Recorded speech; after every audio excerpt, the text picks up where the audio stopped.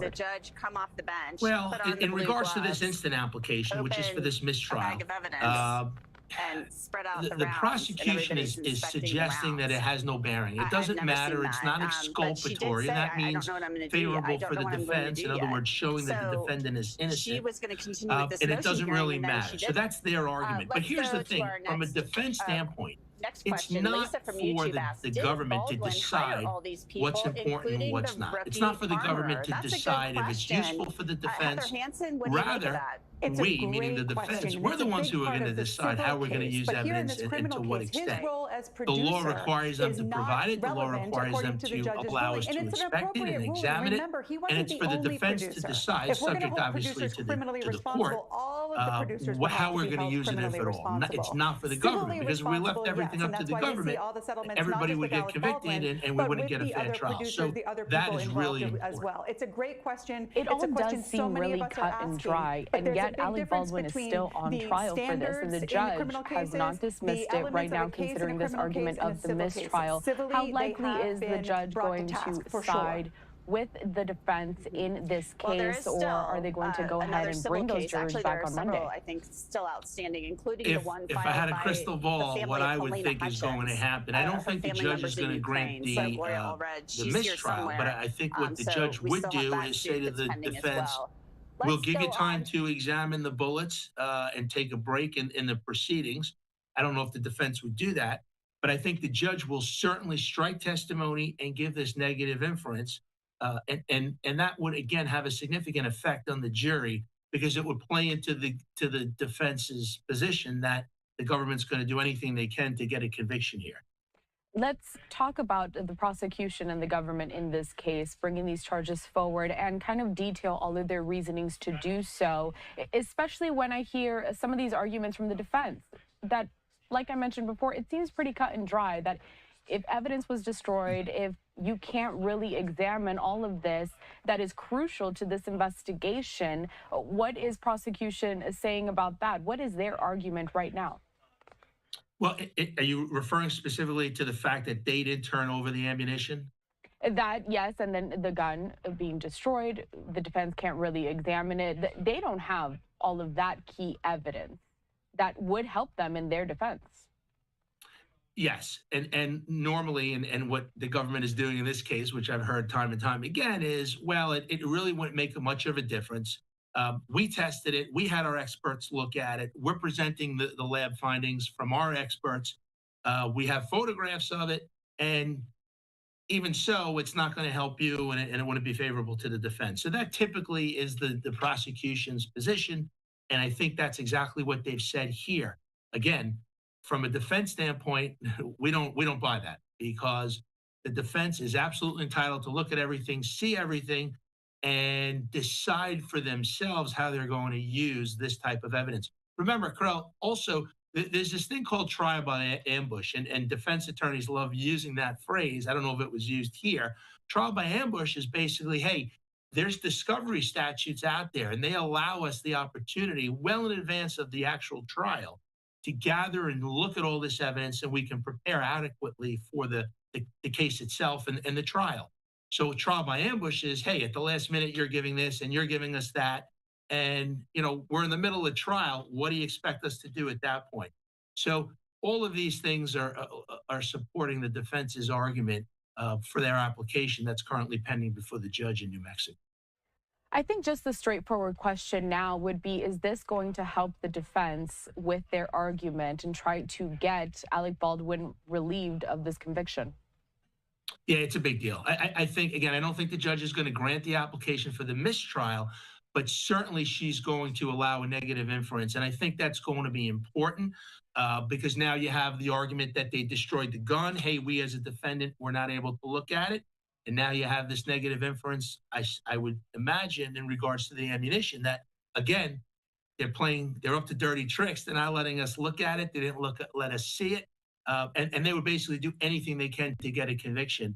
And the facts of this case, quite frankly, are not strong anyway. So take those things in conjunction with each other. I think it's going to be very important at the end of the day. Finally, Michael, I would like to ask, right now they are on a recess, so to speak, while the defense kind of looks over all of this. The judge considers this mistrial. We wouldn't expect a decision on that today. Do you think, would this get pushed back? For example, jurors have been told to come back on Monday, but could that be delayed?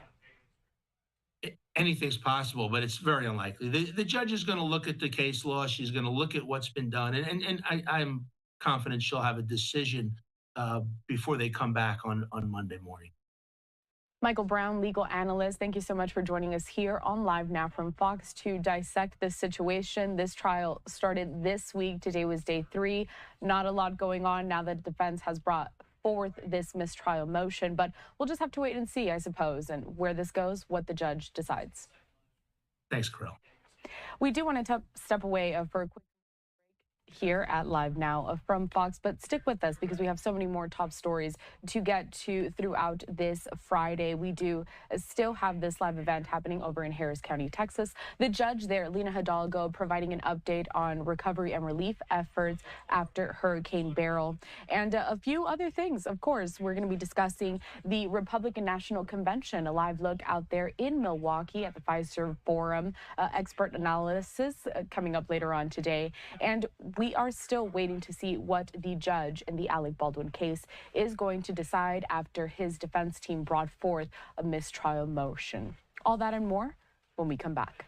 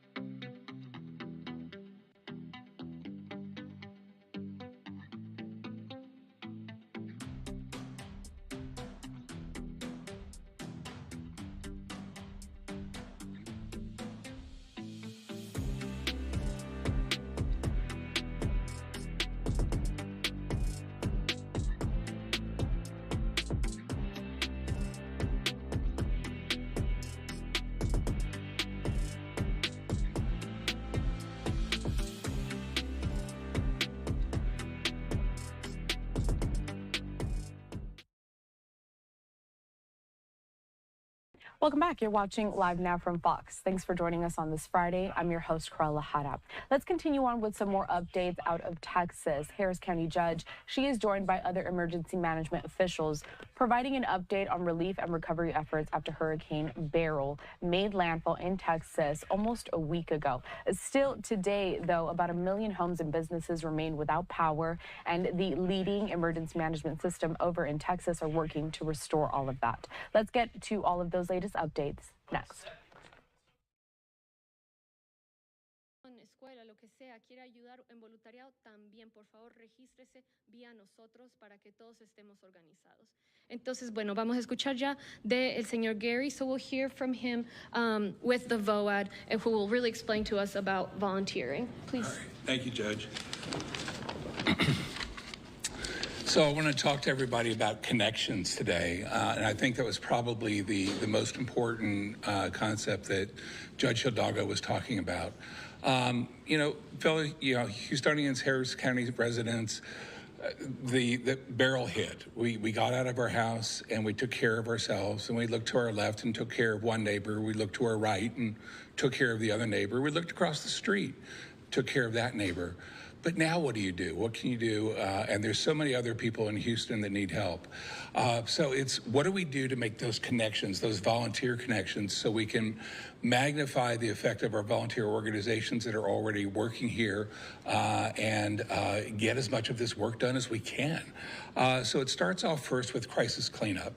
Crisis cleanup is described as a work order management tool. It's where you raise your hand and say that you need help, and the first part of that connection. So if you've been impacted by the storm and you need help, raising your hand on crisis cleanup is the first connection that you make. On the other side, we've got volunteer organizations like Team Rubicon, which is one that I volunteer with. Volunteer organizations like Texans on Mission, the Restoration Team, Katie Responds, faith-based organizations. There's a number that are involved, the Minutemen. So how do we make that connection? Well, we make that through crisis cleanup as well. And this is where crisis cleanup may be less of a work order tool and more of a matchmaking tool. On one side, we have people that need help. On the other side, we have people that can offer that help. And so through crisis cleanup, they're able to go in, look for those matches, call up that homeowner and say, you know, we're here to help. What do we need to do? It's all the services are offered completely for free. These are nonprofits that are working. So how do we make that connection? The problem is the storm barrel was huge, huge amount of damage. So how do we handle that extra volume? And that's where the third connection comes in. How do we connect you back to the volunteer organizations? You want to volunteer with one of these organizations because they have the leadership and expertise to make sure that, number one, you're not going to get hurt, the homeowner is not going to get hurt, and that we do the job as, you know, just absolutely wonderful quality and the best we possibly can, because we don't want to do any more damage to their home. So what you do is you go to Volunteer Houston, and we make that third connection. You connect to Volunteer Houston, and they will offer a number of opportunities for you to serve. So you look for one that matches your capabilities, one that matches geographically where you want to serve, and then you make that connection to that organization. Then you'll call up that organization. They'll be onboarded with that organization. They'll go through whatever training they want you to go through, and you're out there serving. Now, we have all kinds of different jobs, and they require all kinds of different training, right? As a spontaneous volunteer, you can go and help work, you know, tarp or buck and gut a home. As long as one person on site knows what they're doing, everybody else can be a spontaneous volunteer. You can go out and help your neighbors. If you're tarping a roof, we prefer that you have some training to be on the roof, but lots of opportunities for spontaneous volunteers on the ground. If it's chainsaw work or debris management, everybody can do. That's just picking up all the debris. And then on Sawyer work, what we prefer is that you work with an experienced team. Team Rubicon, Texans on Mission. Volunteer to work with them as a volunteer. Let their sawyers do the more technical part and the more dangerous part, quite frankly, of cutting down that tree, getting the tree off the home, and doing it in a way that doesn't damage the home, doesn't hurt anybody else. But what we really need is people to take those debris and get that debris to the right-of-way. So that's the third part of the connections, right? So we're connecting victims through crisis management, or crisis cleanup rather. We connect them there. We connect that to volunteer management, and ultimately we connect you through Volunteer Houston, ultimately back into the volunteer. Now, something I need to point out, there's a statistic here that sometimes may be a little bit uncomfortable. When you call crisis cleanup and give them your information, it may be days, it may be weeks, it may even be months before you get a call. The statistic that I really find disturbing is that usually, in most instances, about 30% of the folks are never called. And quite frankly, that's not good enough. We're from Texas, we're from Harris County, we're from Houston, and that's just unacceptable performance. So we've got to figure out a way to mobilize our citizens to go out there and make sure that when they tell the stories about the 30%, they say, except for Harris County, because they took care of all the needs of their fellow citizens.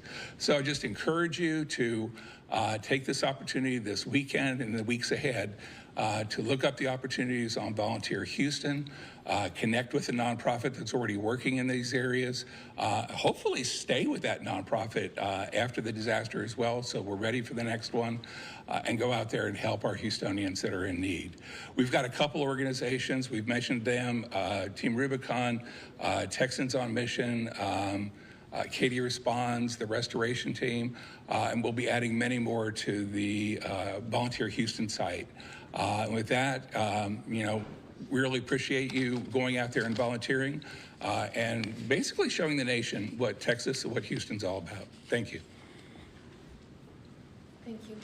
Thank you so much, Gary. And just to be clear, so obviously it's an improving system, and so it's again asking for patience, right? So we want folks to sign up, and I think what we're trying to communicate is, yes, you might have to wait on the line a little bit. There's a chance a percentage of you will get lost in the shuffle somewhere, okay? But when you're bringing this many organizations, that's bound to happen, and they're working behind the scenes so hard with the organizations and nonprofits to do this as efficiently as ever. So just please sign up, and again, the more people sign up, the more people are going to be able to be on the ground as soon as possible, hopefully within a matter of this weekend.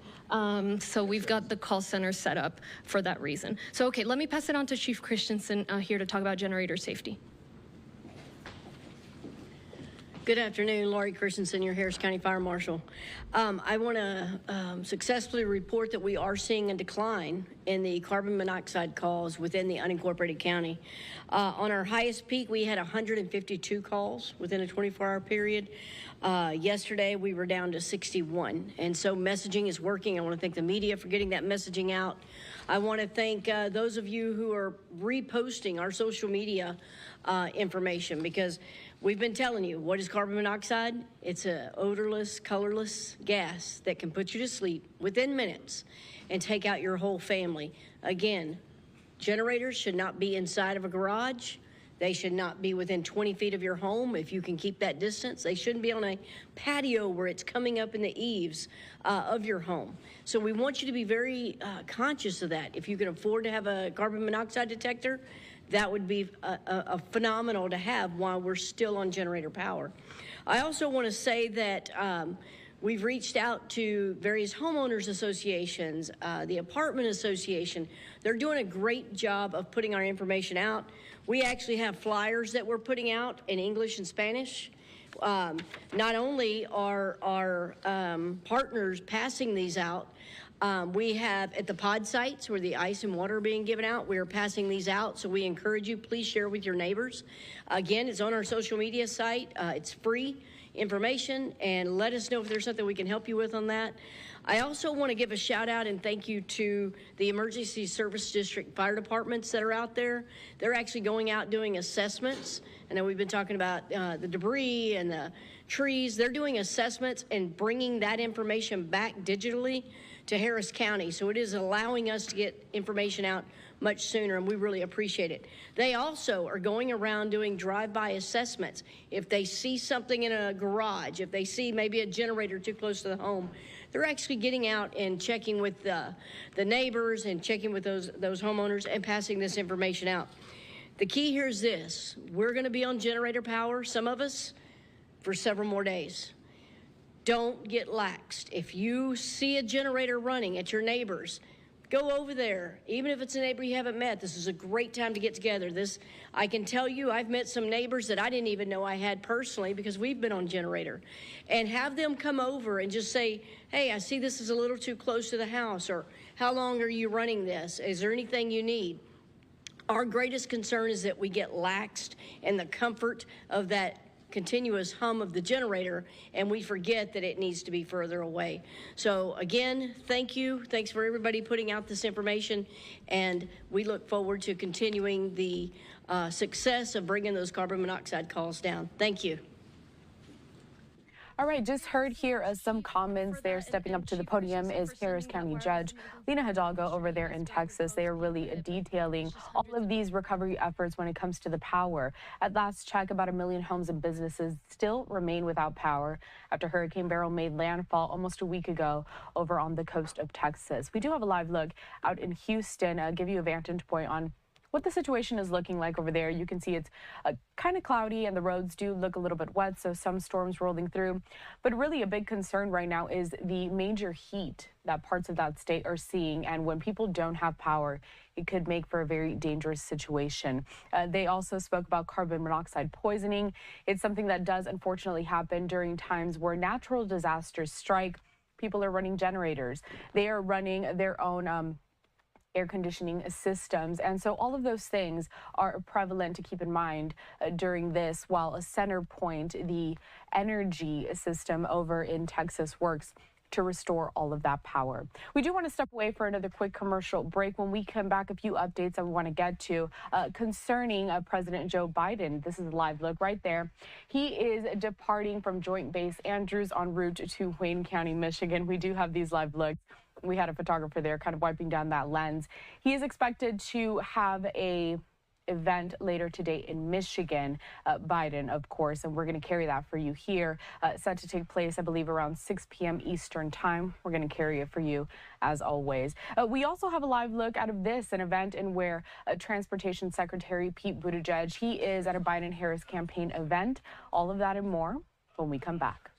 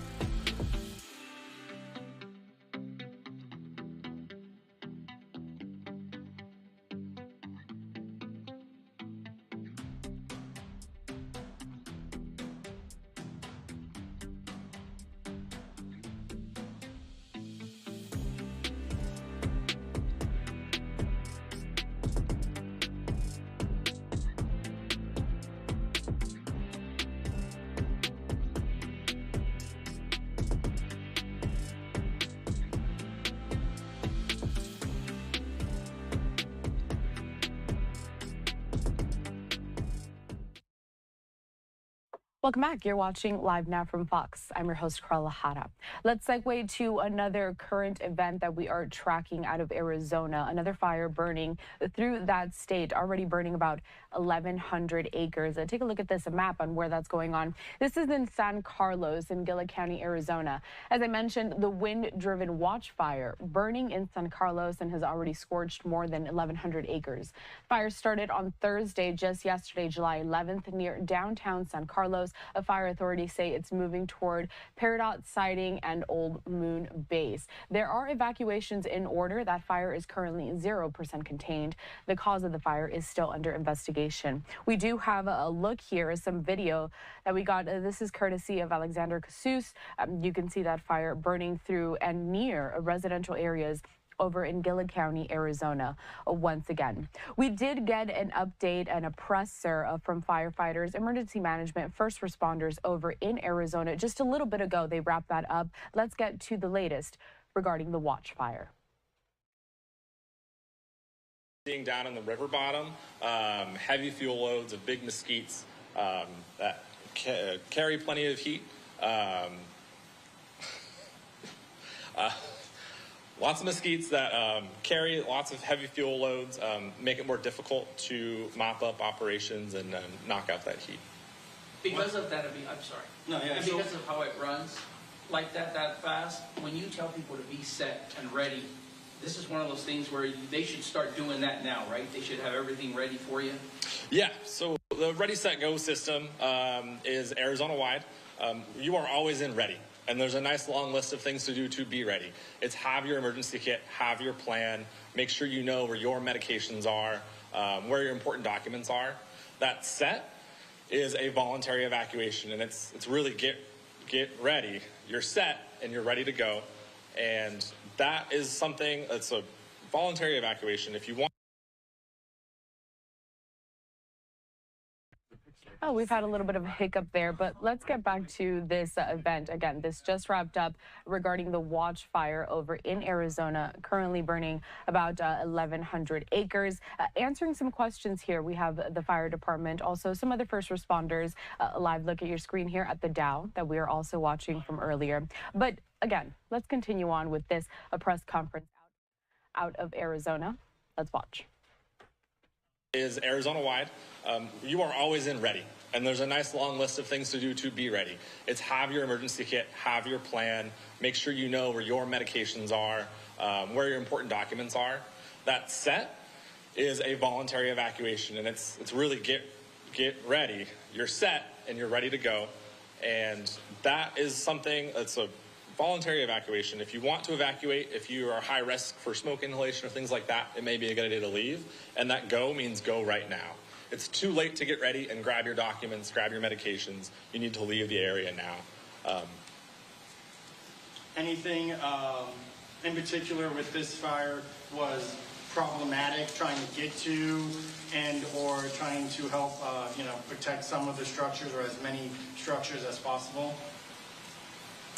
I think every fire has its own difficulties and complexities. We had crews on the ground that did a very good job managing what they could. Burning through that river bottom obviously is harder to access into there safely by firefighters. But overall, we're making good progress, and yeah, happy with the work they put in. I don't know, I might have missed this in the beginning, but is there any airdrops, any helicopter resources on this fire? Did you use this morning? And how many crews, again, is overseeing this fire? I currently don't have a good number of crews and engines as we're getting resources kind of every hour. We have more people showing up. I can follow up with those numbers later. In terms of aviation resources, we have 2 Type 3 helicopters assigned to this incident.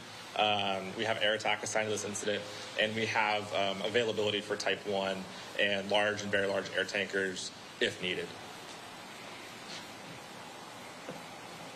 As far as we just switched up to an evacuation center here at San Carlos High School, as well as the Apache Gold.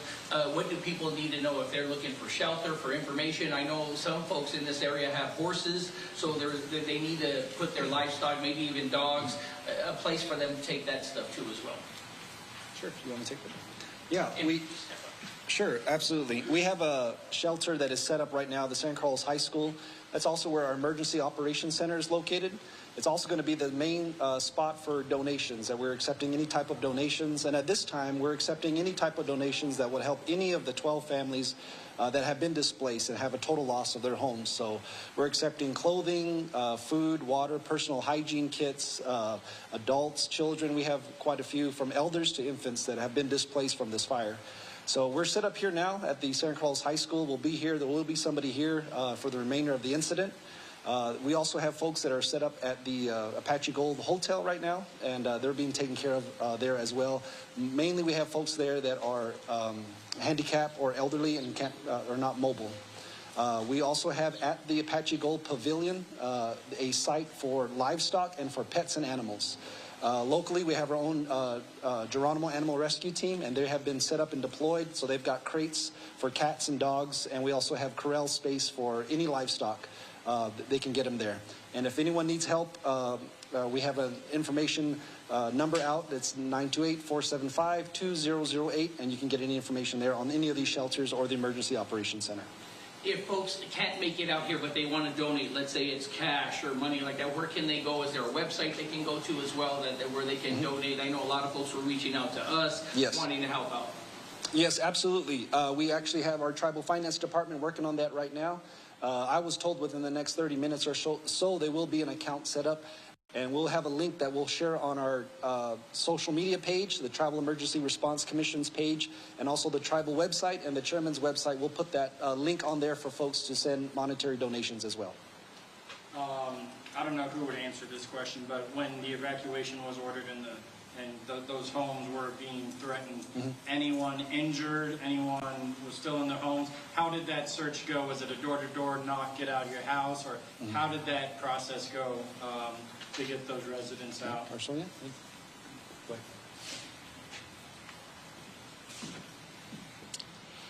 we currently have no injuries to report as of now. Evacuations are always complex, and from my understanding, it was a door-to-door operation as well as social media, and neighbors helping neighbors to try to get people out of the area. You know, one of the things I think people fail to realize sometimes is that even though you may have a certain number of homes, but there are some that have multiple families living in one home, right? So when you talk about people being affected, this is a huge number of folks being affected by this fire. Yes, absolutely. We have the last count, we had about 12 to 13 homes. We're looking and planning about 10 individuals per home. So we have anywhere from 60 to 100 folks that are displaced currently. And we had a few different shelters set up, but we're consolidating and bringing everybody here to this one location so we can keep a better track of everyone. Yeah. So those who are watching, if they have family members, this is where you'll send them to the high school? Yes, they'll be here at the high school, and you can give us a call here. If they're trying to track anybody, we'll be able to help them out.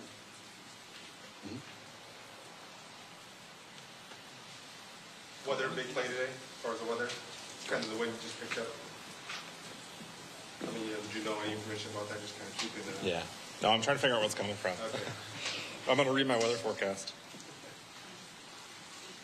Yeah, so weather is always a challenge when it comes to firefighting efforts. We're seeing winds coming out of the east right now.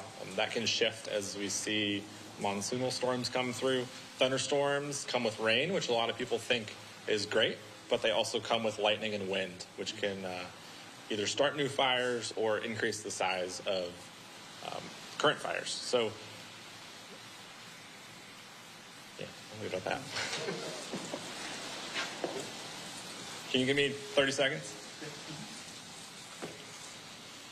As we're out here fighting this fire, I want everyone to be aware that fire danger is high across the state of Arizona, and to be careful of fire. There's stage 1 fire restrictions across various national forests, state trust land, and tribal land. So make sure you're not dragging chains, you're not parking on tall grass. Our fire crews are working really hard to keep everyone safe, but you can also always do your part. You know what, I have one question. The Ray and the Shake fire the other day, right away FEMA came out and said that they allocated federal funds to turn around and help them out right away within that night. Is that something you guys can ask for here on the reservation as well? Is that something that FEMA can help out to help you guys allocate money, especially when you think of all the loss that's here? Yeah, no, absolutely. We've been in contact with our FEMA folks. Yesterday evening, we had a council meeting with our tribal council. We did pass an emergency declaration that would allow us to go ahead and contact FEMA directly. And so we are in the process of that right now and working with our FEMA representatives and also our state representatives and helping us get set up here with the Emergency Operations Center. There's families going back this morning just to kind of collect anything that they had left over and also pets. Are you guys having a way to organize that with police officers or just anyone? Because, I mean, it was pretty secure this morning, but there were still families trying just to see if they can salvage anything. And it's still active down there, so. Oh, absolutely. What's the best advice for them just to kind of get into that area? Sure, it is an active site, and we still do have active road closures. Our local PD is set up. We understand that there are some families that are trying to return home and check on pets and check on homes and whatnot. We are trying to assist them best we can, but we also understand it's a concern for safety, and our firefighter and public safety is the most utmost concern at this point in time. So we are asking the public, if you can, to please avoid these areas. Avoid the road closures. I know there's a little bit of congestion with traffic and folks wanting to come see what's happening. But we ask if you would just give the firefighters some space, let them get in there, do their job, and finish a little bit of the mop-ups that are needing to happen. Another issue was smoke. Smoke was really heavy in the area yesterday. It continues to be heavy. And as the winds pick up today, we anticipate that it will be a lot of heavy smoke. So that can wreak havoc on anyone with any breathing issues. So if you have asthma or any respiratory issues, we ask that you avoid the downtown San Carlos area because it will be heavily inundated with smoke today.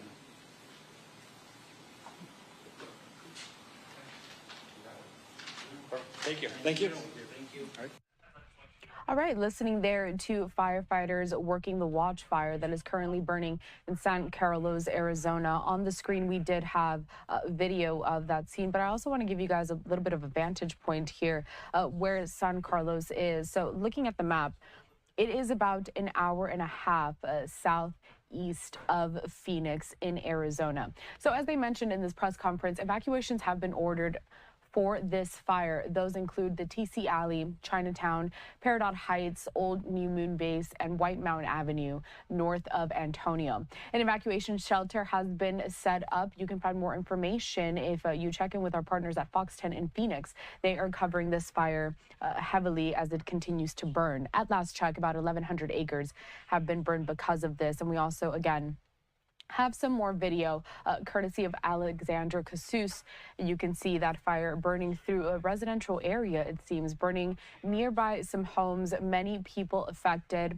Firefighters also saying that the state of Arizona is really in the thick of the danger when it comes to wildfire season. Very dry temperatures here, and so these wildfires, they can spark and really disperse rapidly, as you see in this video. We do want to step away for a quick commercial break here at Live Now from Fox, but stick with us. We have so much more to come. This event happening over in Minneapolis, in which Secretary of Transportation Pete Buttigieg participating in this Biden-Harris campaign event. We'll have more of that coming up after the break. We're also waiting for President Biden to depart from Joint Base Andrews. He is heading to Michigan for another campaign event later on today that is scheduled to happen around 6 p.m. Eastern Time, 3 p.m. Pacific Time. We're going to carry it live for you, as we always do. In the meantime, a live look out of Phoenix, Arizona, where you can see the air quality looking pretty bad on this day as firefighters continue to work that San Carlos fire. We'll see you back here right after this.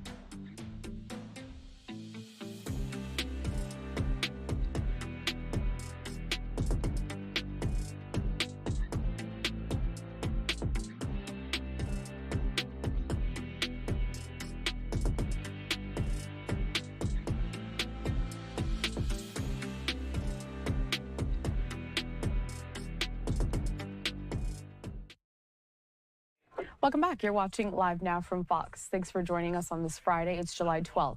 I'm your host, Carla Hara. Let's head out to Minneapolis, where Secretary of Transportation Pete Buttigieg, he is participating in a Biden-Harris campaign event. Let's watch. Really appreciate being able to join you. So thank you. Thanks to Ron, to Andrea, to the whole Biden team here in Minnesota for bringing us together. And thanks in particular to our panelists who I'm really eager to hear from. Thank you for taking time to be with us. And thank you for your service. in uniform and or in the service that is rendered by family members. President Biden often quotes Milton, who wrote, "They also serve who only stand and wait." And so many people put so much on the line, even if they did not take the oath, by virtue of loving somebody who did. I'm kind of down memory lane whenever I landed MSP, because I can actually lay a claim, admittedly a bit of a thin claim, but I can lay a claim to being a Minnesota veteran, in that for about a year of my reserve career, my one weekend a month was actually on the grounds of MSP at that Air Guard base,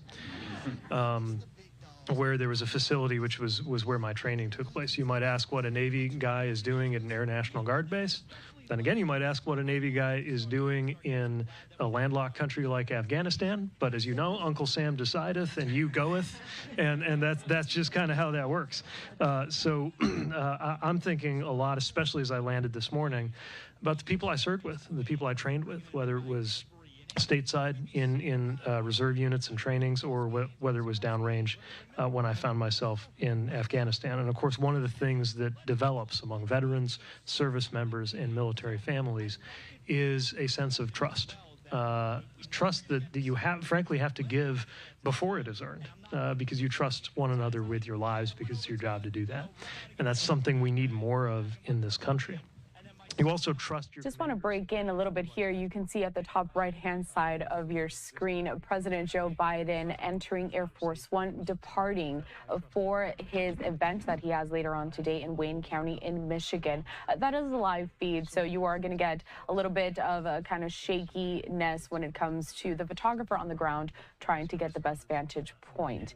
Let's get back to this event with the Secretary of Transportation, Pete Buttigieg, at a campaign event for the Biden-Harris administration. They know firsthand what it is to have someone you love deployed. And I think that's part of why it's not just his duty, but in his heart, when you see President Biden taking those steps that were mentioned, like expanding VA healthcare, making sure a great leader and a great Minnesotan like Dennis McDonough is at the helm of the VA. He's also a great running buddy, by the way, and somebody I'm really proud to have gotten to know. Bringing results right here, like that 133rd Airlift Wing, which I'll say to the naked eye didn't look like it's changed much in the 10 or 15 years since I was up here a lot, but is going to be getting new C-130Js now, thanks to the NDAA that the president signed. The record low veterans unemployment that we're seeing, and that PACT Act, you know, I've been to a lot of White House events. The only time I fought back tears at a White House event was when I had the privilege of being there when President Biden, surrounded by military families, signed that legislation. That means so much to so many who were downwind and downrange from those toxic burn pits. I think about some of the guys I was with who were on their 5th or 6th or 7th deployment, knowing that they can get care now because of that. I also have to say that the contrast couldn't be clearer. Donald Trump claimed to be incapacitated by bone spurs so that he would not have to serve and let somebody go to war in his place. And that spirit continued through his presidency. We saw it in the report that he referred to those who gave their lives for this country as suckers and losers. By the way, a report that did not originate from some Democratic opposition research machine. It originated from his own chief of staff. Somebody who couldn't be bothered to attend a ceremony at Normandy because it was raining. And maybe more importantly, because we can talk about the past, but every election is about the future, somebody who's proposed tax cuts for the rich and whose so-called Project 2025 agenda, if you take 5 minutes reading through that online, clearly entails cuts to care for veterans. And I just think about that compared to last night, where not a lot gets in the way of bath time being on schedule in our household. We got toddlers, but we deferred bath time. They watched Frog and Toad, and Chasten and I watched the press conference as the President of the United States reminded the country how much our alliances matter, what it takes to actually secure this country. And explain that in terms of everything from military relationships to industrial policy. That's the kind of leader that we want and need for our military, for our national security, for our military families, and for our veterans. And that's what it's like to have a presidency and a campaign that takes national security and service seriously. So that's why I'm here. But that is by far the most talking you're going to hear from me all day, because the real reason I'm here is to have a conversation with the representatives who are here. I want to thank each of you for taking the time to be part of this.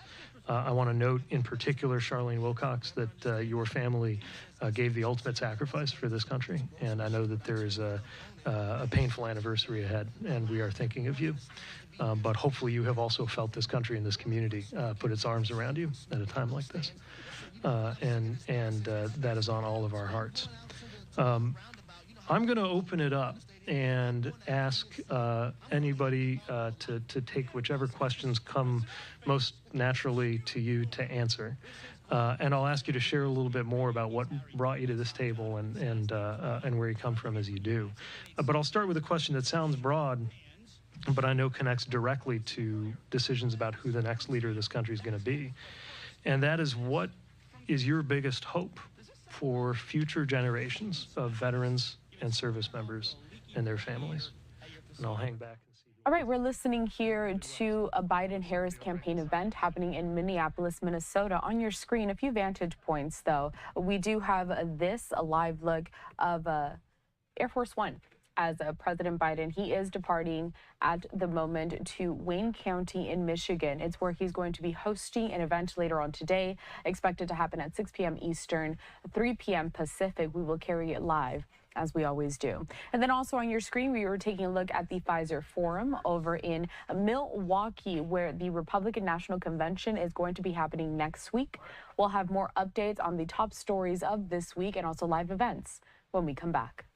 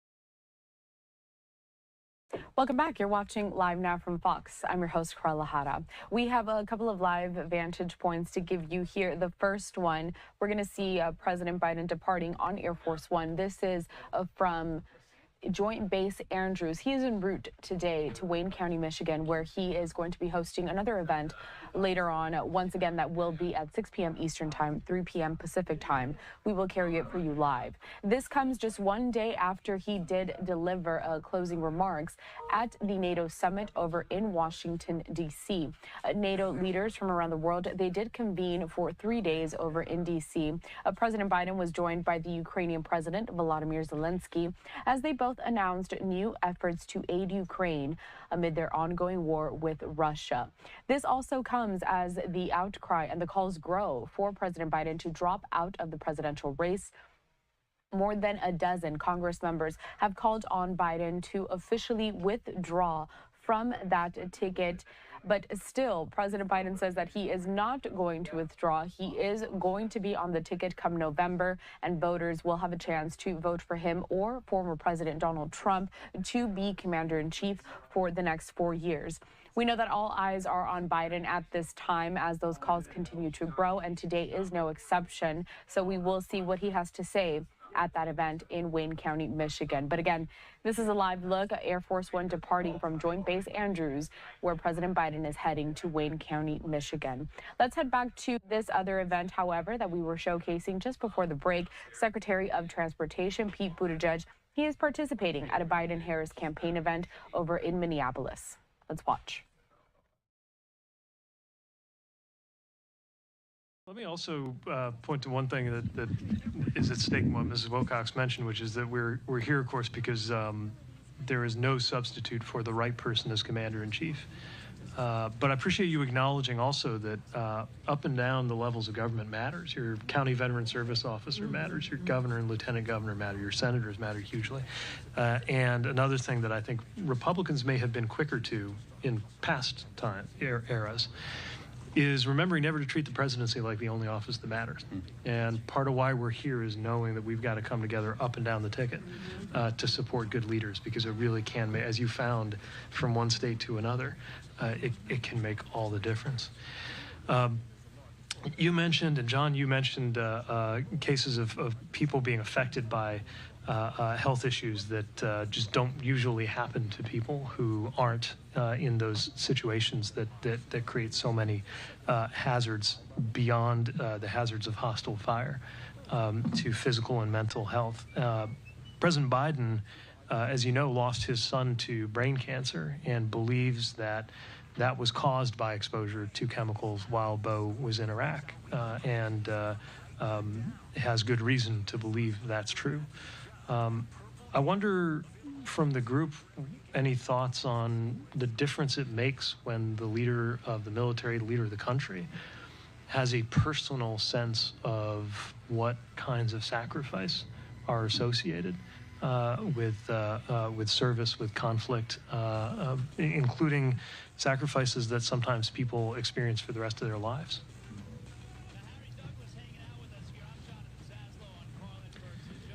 No, I can start on this one. When someone signs up to serve in the military, and when a family signs up to have their child serve in the military, there's you're giving up some of your freedom. You're making a great sacrifice, and potentially putting yourself in harm's way. And so that's a great act of trust in the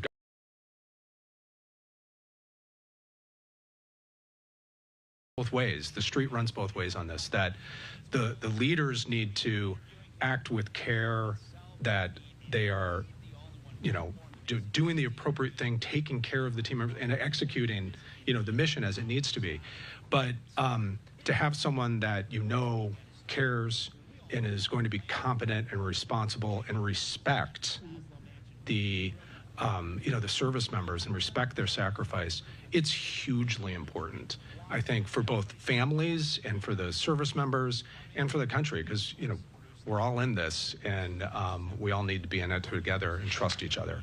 And so, I'm very thankful to have President Biden, someone who understands the sacrifice, to be there leading the effort.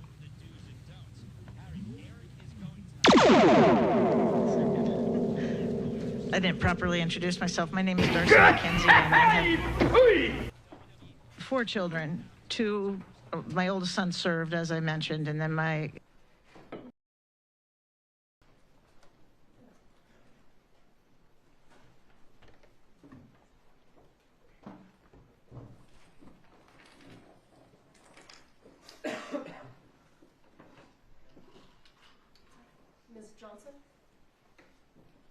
sure where she went. I can.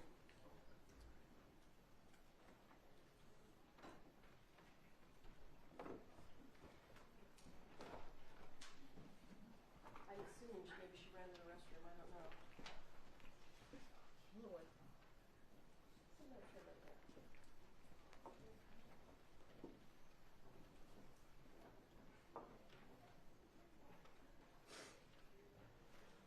Do you know where Amanda is?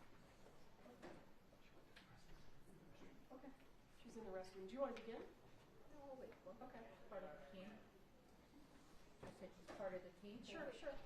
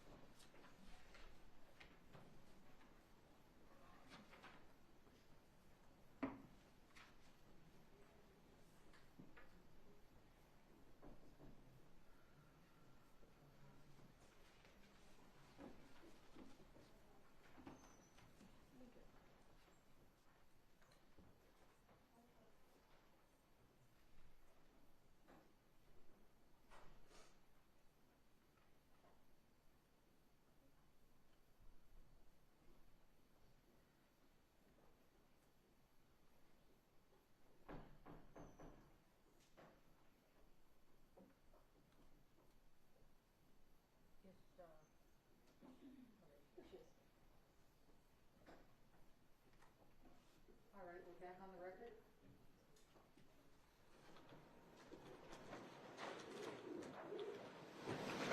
Having conferred and looked at the evidence, it is the perspective of the special prosecutor as an arm of the public that all of the issues related to the defendant's motion should be heard by the court and they should be seen by the public.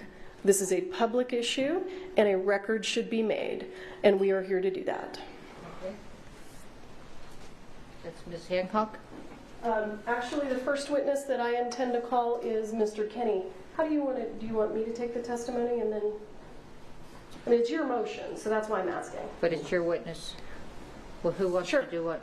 That's fine, Your Honor. Okay, Mr. Kenny. I think is Corporal Hancock, if it's a hearing, can she not be sequestered? Sure, she can sit outside. Okay.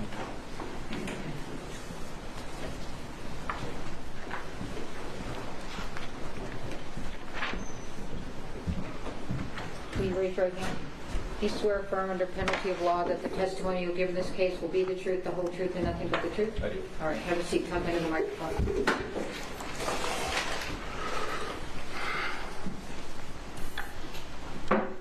Good afternoon, sir. Good afternoon. Please go ahead and state your name for the record. Seth Kenny. Mr. Kenny, what do you do for a living? I am the owner of a company that provides props to a number of feature films as well as episodics TV, including firearms, tactical gear, leather. Hang on just a second. Okay. Move a little closer to you.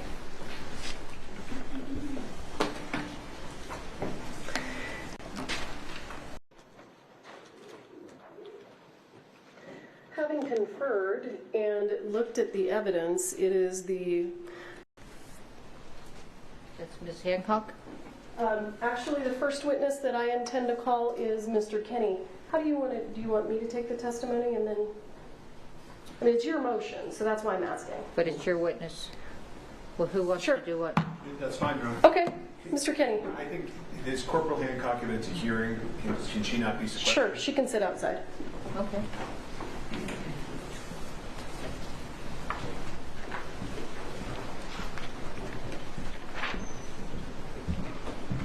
Will you raise your right hand? Do you swear affirm under penalty of law that the testimony you'll give in this case will be the truth, the whole truth, and nothing but the truth? I do. All right, have a seat. Come into the microphone.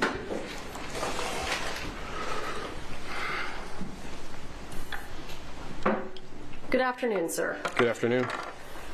Please go ahead and state your name for the record. Seth Kenny.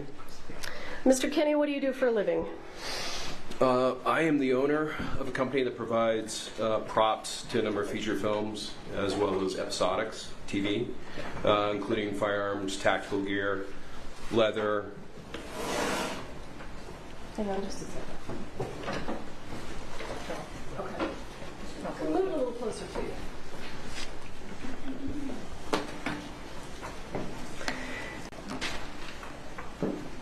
You provide ammunition and firearms as a part of the props that you provide, is that right? Well, not ammunition, because again, legally and technically, I'm sorry.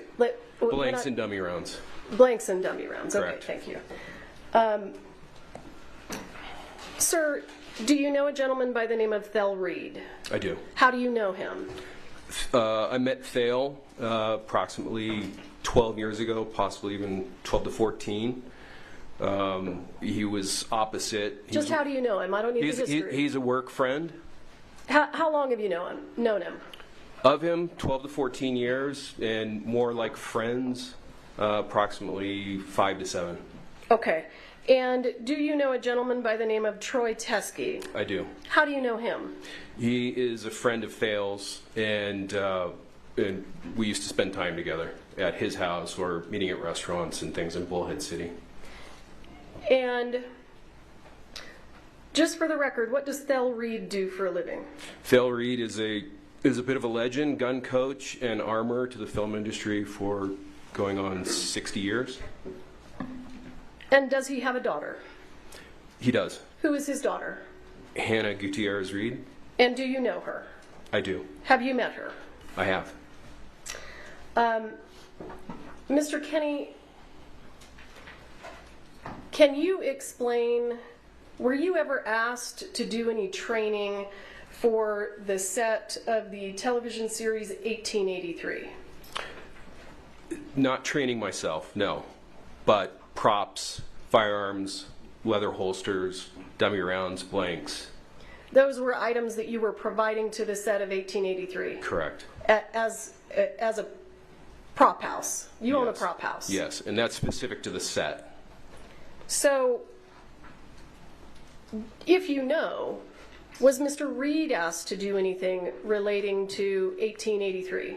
He was. He was actually hired to be a gun coach. And what does a gun coach do? Well, gun coach. We don't do this for a living. Yeah. Gun coach would teach the actors that aren't familiar with things like the 1873 lever action period weapons how to operate them smoothly and consistent with the character as called out by the script. So, did you and Mr. Reed go to Texas for any reason for 1883? Yeah, we did all of our filming when we were involved with the project physically, personally, was done in Texas. Were you asked to do a cowboy training camp? We were asked, Thale and I were asked to be there. To do what? And Thale was charged with training of the actors. I was charged with bringing, specific to the training camp, some of the live reload ammunition that Thale had. And why was live reload ammunition being taken to Texas? Well, it was just for actor training to give them a sense of the recoil of the guns, and it was done on a private range away from set. Were you present when the actors were shooting the live rounds? I was. And was Mr. Reed there with you? He was. For the most part, he was in the Sprinter van with the AC running because it was a August, Texas summer day. So, did you take live rounds to the cowboy training camp? Yes. Yes. And where did those live, who provided those live rounds? Did you provide them? Did Thel provide them? Thale provided the live rounds, and we met in Albuquerque. And at that point, he loaded up his luggage and everything he needed for a couple of months. When you say you met in Albuquerque, how did he get to Albuquerque? He and Hannah, his daughter, drove out together. We met in Albuquerque, prepped her out for the Nick Cage movie. And just for the record, where did they drive from? They both drove from Bullhead City, Arizona. Oh, thank you. So they came to Albuquerque, and did they have the live ammunition with them? They did. And where did you all go from there? She loaded up and left to Livingston, Montana to work the Nick Cage movie, and Thale and I loaded up the Sprinter with everything we needed, and we headed straight to Texas. And did you take that live ammunition with you to Texas? We did. And did the actors get to have their training camp? They did. And was there any ammunition left over? There was. Where did it go? It stayed in Texas for an undetermined amount of time. I could never figure out when it came back to my shop. With who? When you say it stayed in Texas, did it sit by itself? It was with the prop master for the day of the show up at the shooting range, up at the firing line, and from there it came back into the Sprinter van, my Sprinter van, and then at one point or another it made it back into the hotel room.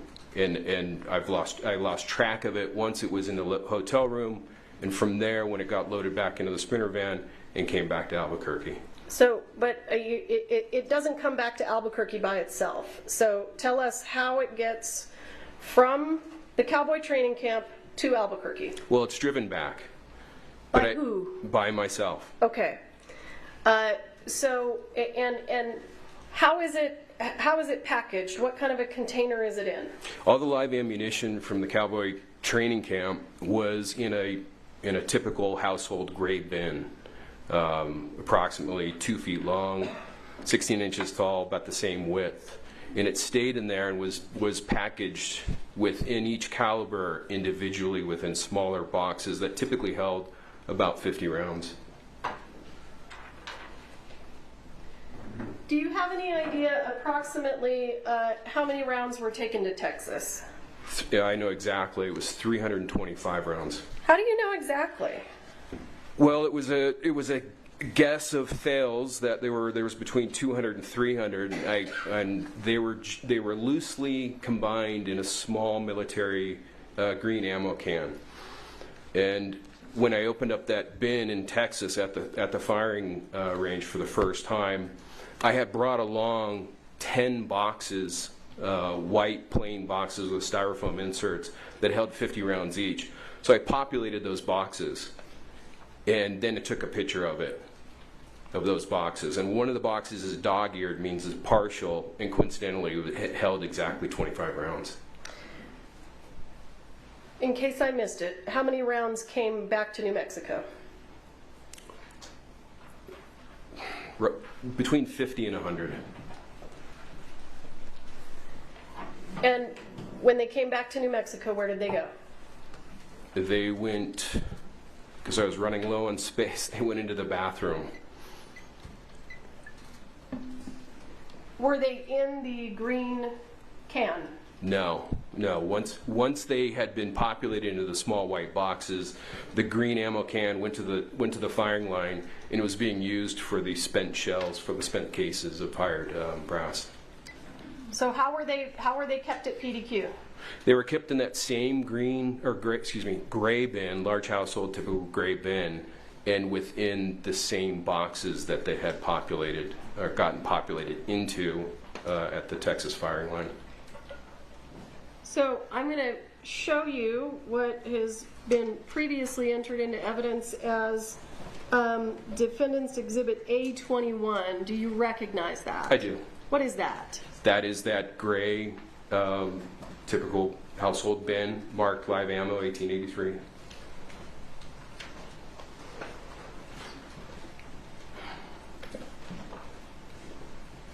Sir, I want to be clear with you. After this came back to Albuquerque and was at PDQ Props,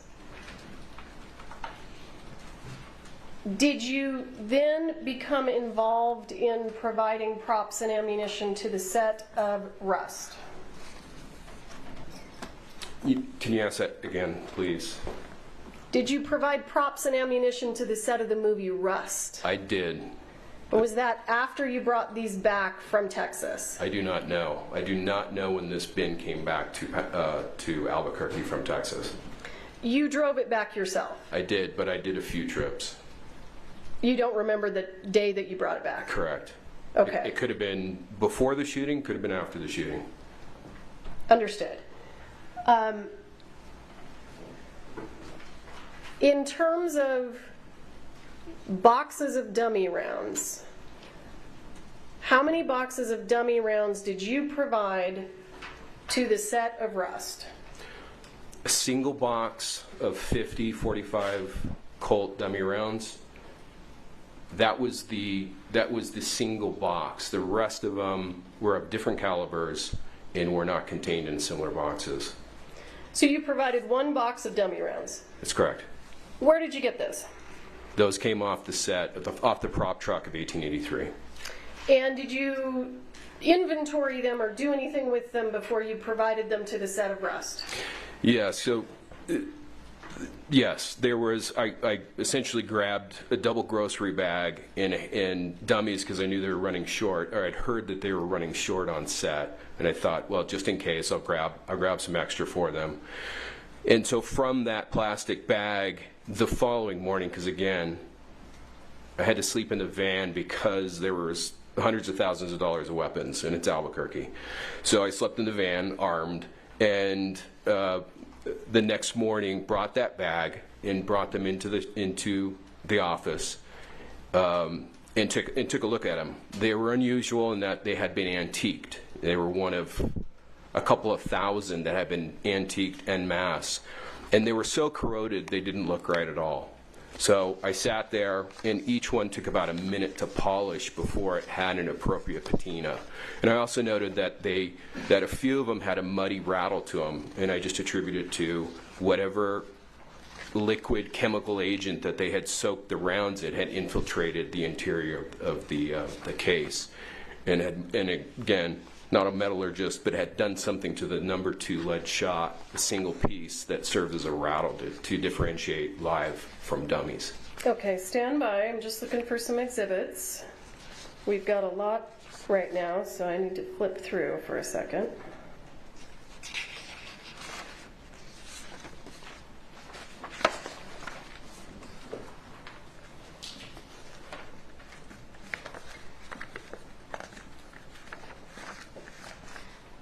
The dummy rounds that you provided to the set of Rust,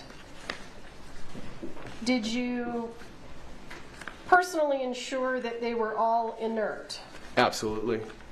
And was the box full when you provided it to Rust? It was 50 rounds individually inserted into styrofoam.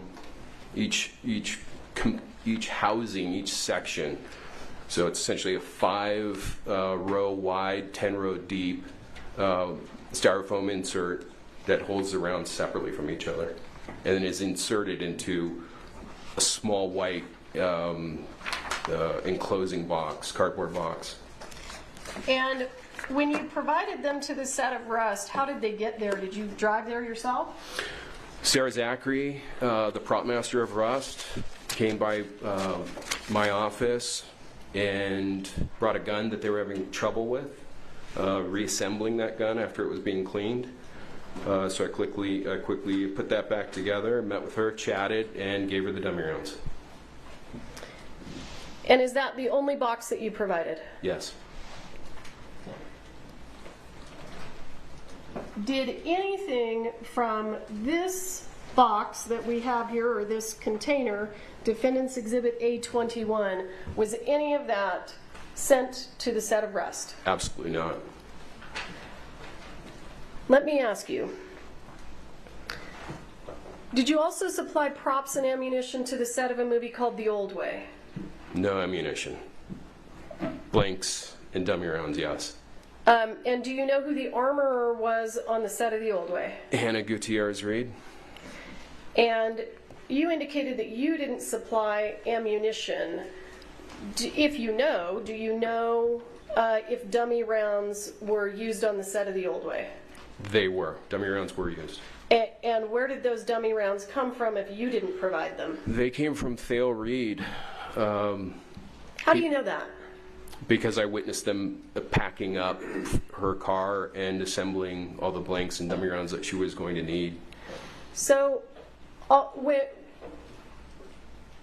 Did Hannah stay in touch with you when she was working as the armorer on the set of The Old Way?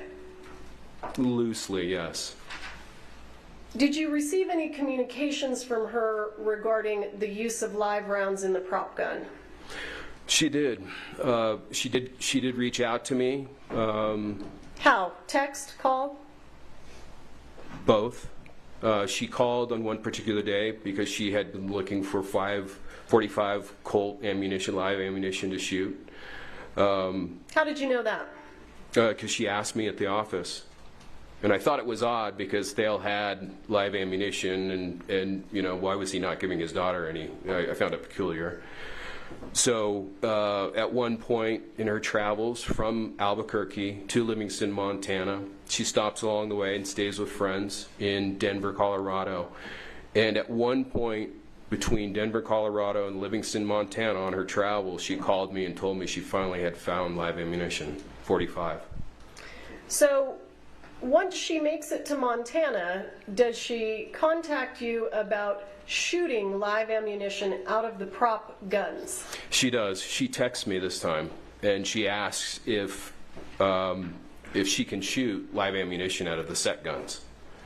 Well, how did you respond? I said absolutely not, and it's a big mistake, and I even said it always ends in tears. And did you have any additional communications with her about live rounds after that?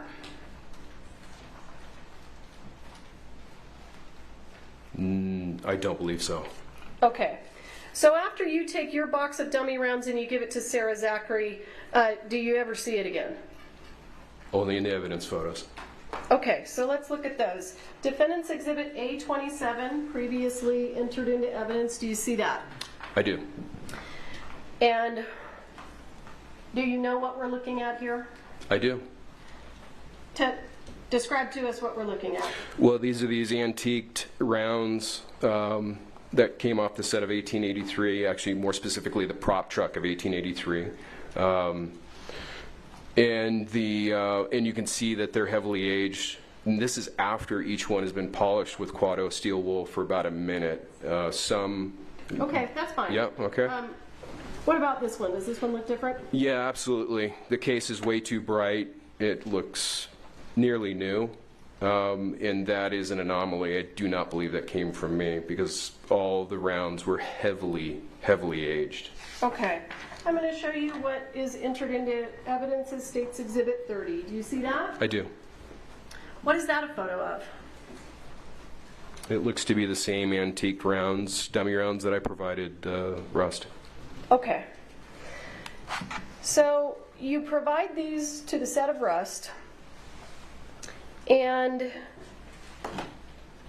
obviously there's an incident and Ms. Hutchins dies. Do you then reach out to law enforcement and begin communicating with law enforcement? I do. Why?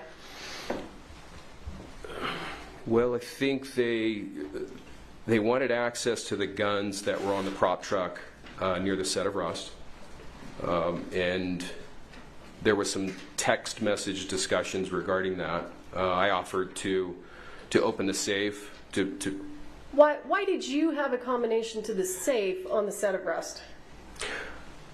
I actually didn't until I think the day that I met former Detective Hancock at the prop truck, the day that they executed the warrant. I didn't actually have the combination until Sarah Zachary gave it to me. So Ms. Zachary gave you the combination and you were able to open the safe?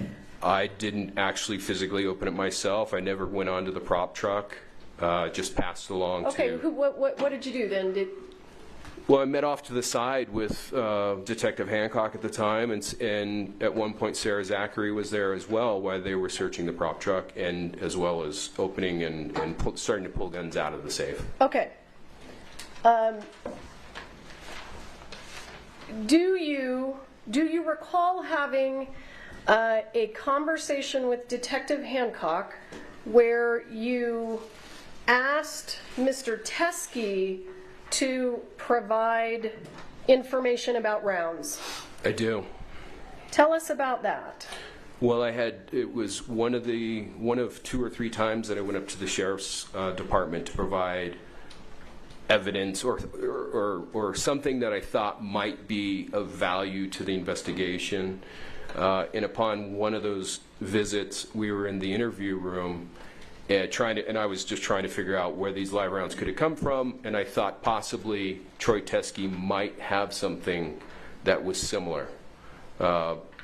And so I called him while we were in the interview room, and I believe it was being recorded with Detective Hancock right there, and we started the dialogue, and at that point it went into a text exchange with pictures as well, with at least one picture.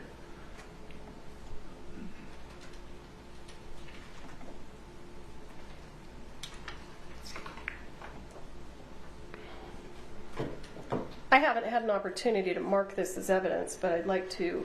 I only have a digital copy of it, but I intend to use this with the witness. This is, as an offer of proof, Your Honor, this is a copy of the text message between Mr. Teskey and Mr. Kinney. So I'd like to just go ahead and display it, and I can mark it and provide it to the court. I just don't have a paper copy of it. Do you need to see it? No, I know what this document is. Okay, let's go. What is it going to be? These are going to be, actually, this is a separate motion hearing, so when I marked that the supplemental as courts 13, I think I should have marked it separately as courts 1. Okay. For the motion hearing. And then while we're here, I have not marked those. So those are courts 2. These are the ammunition? Yes. Okay. Okay. So what do you want me to mark this exhibit that I'm going to use with Mr. Kinney? Well, now you're going to have to... well, let me do this. Let me make this courts Roman numeral 1 and courts Roman numeral 2, and then you can keep your 1s and he can keep his alphabet. You can keep your numerics. I should just continue with the next exhibit? No, because we're in a motion hearing. Right. So we'll call this State's Exhibit 1. Right. Okay, got it. Now, you also introduced some other evidence, which you can refer to. You don't have to reintroduce it. We'll just identify it as like 27 from the trial. Okay? Okay. All right. Okay. Can you mark this? Can you mark that for me? Courts 2, Roman numeral 2. Is there a reason I'm not seeing this on the monitors? Oh, sorry, did I miss that? Yeah. Okay, well, he's doing this first. So okay, sure. Yeah, right there, right on top. Thank you. Okay.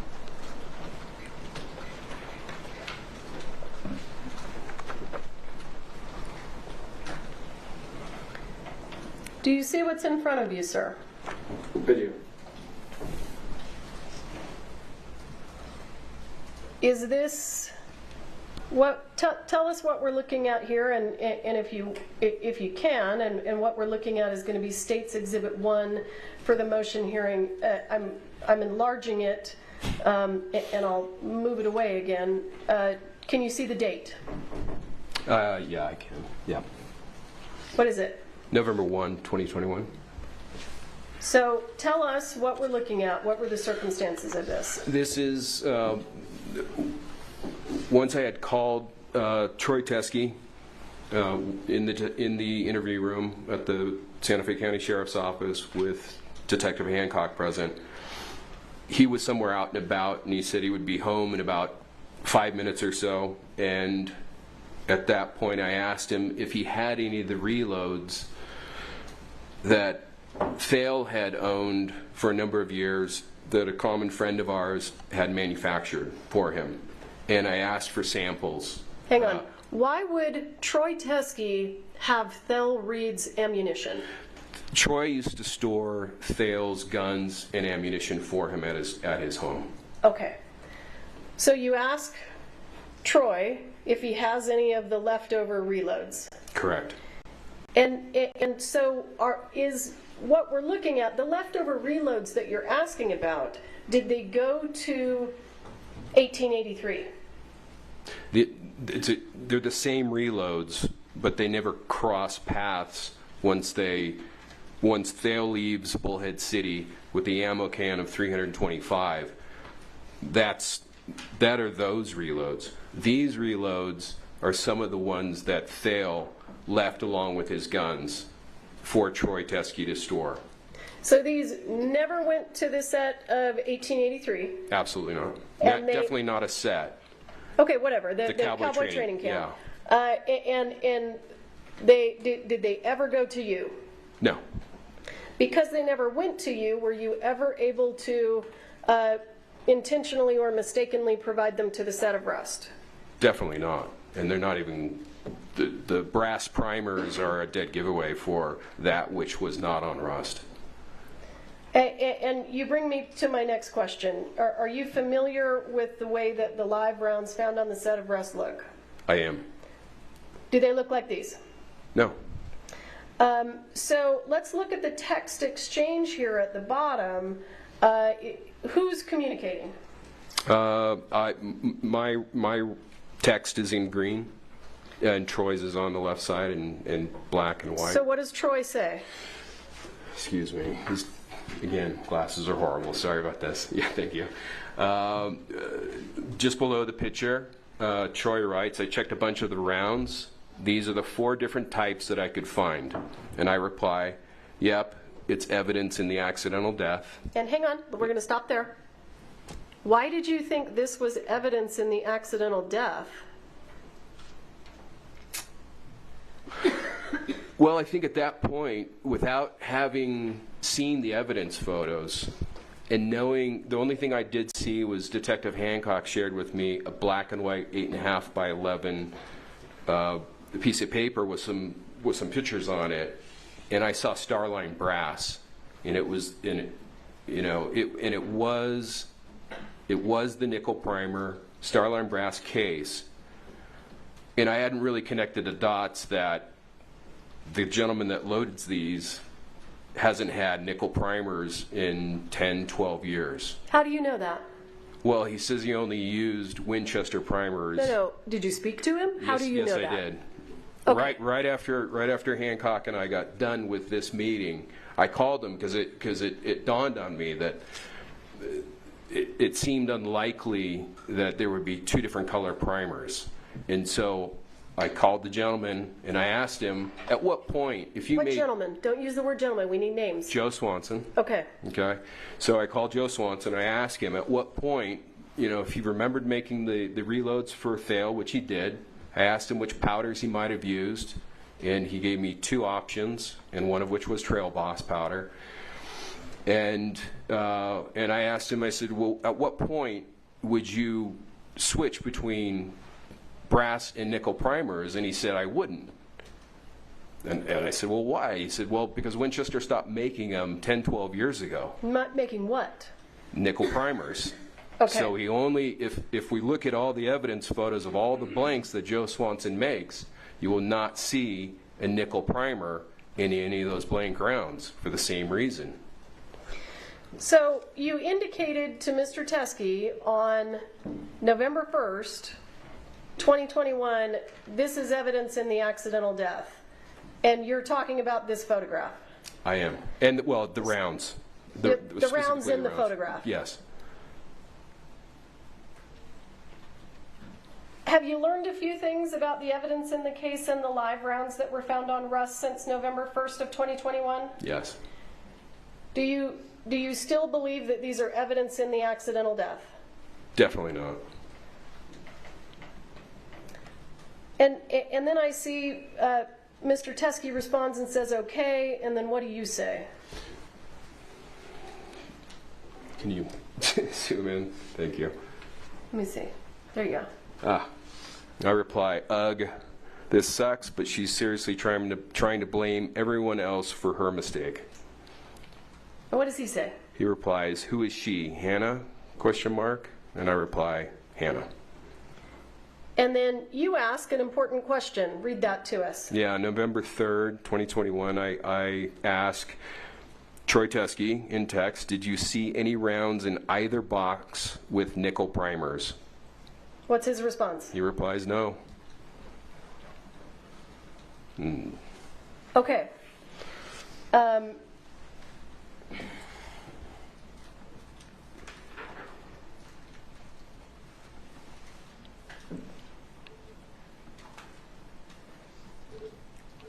Is that just a close-up of the same photo of the ammunition? It is. And you have testified that this is dissimilar. This is dissimilar to the live rounds that were on the set of Rust. Yes, and from this photo, we can only see that we have 4 different, cases, different manufacturers of cases.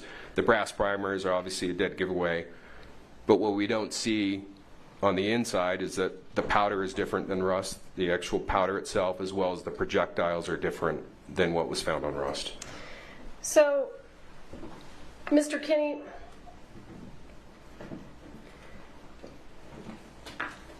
the ammunition that is in this can here, that's Defendant's Exhibit A21, what happened to it? Where did it go?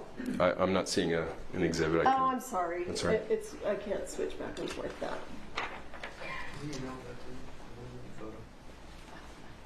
Oh, yeah, okay. Can you see it? Yeah, the gray bin. Yeah, the gray bin. Yep, I see it. What happened to the ammunition that was in this can that you brought back from Texas? It sat in that bin in the bathroom and was... And ultimately, when did it leave PDQ? Under what circumstances? Oh, when the Sheriff's Department executed a search warrant on my business. They took all of it? Yes. They weren't entitled to all of it, but I just said take all of it. The warrant specified it had to be Starline brass, and I just told them take it all. So everything that you brought back from Texas is in the custody of the Sheriff's Department? Correct. Did you, at any point in time,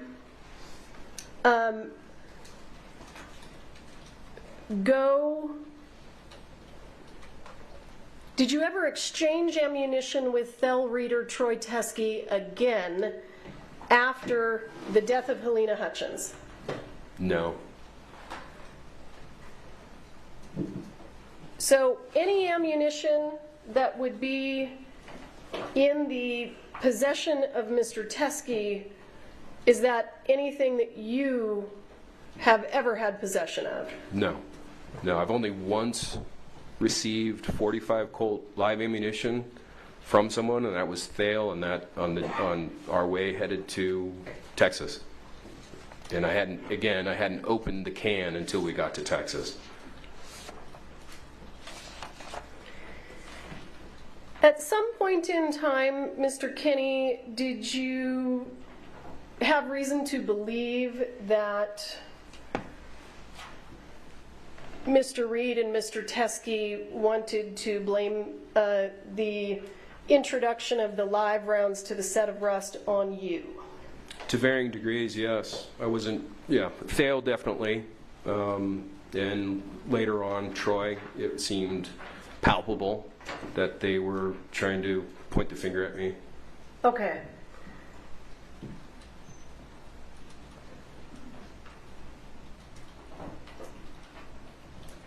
Let me think. Hang on just a second. I just want to make sure I'm done.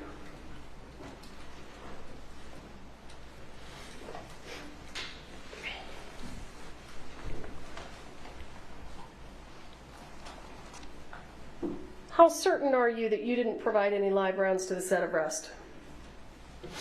I have provided blanks and dummy rounds and guns to over 1,000 different productions. And on average, it's 5 to 10 guns per episode, per feature film. And each gun would typically have about 10 dummy rounds with it. So that's between 50 and 100,000 dummy rounds. And I have never spent more time with a single box of dummy rounds than the rounds that came from 1883, the dummy rounds that went to Rust. So there was never a question in my mind that I provided the live ammunition to Rust.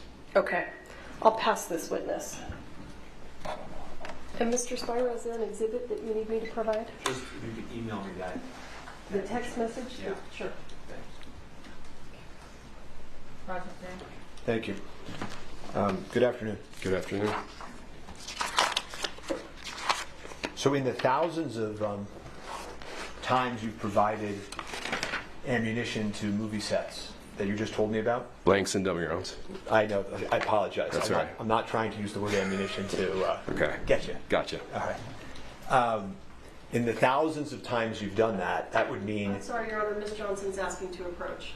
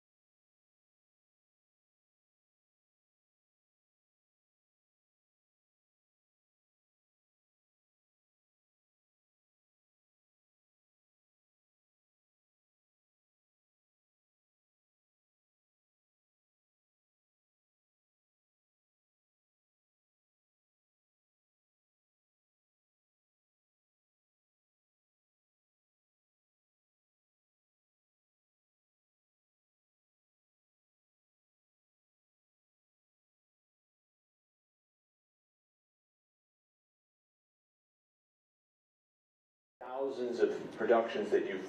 1,000-ish, not thousands.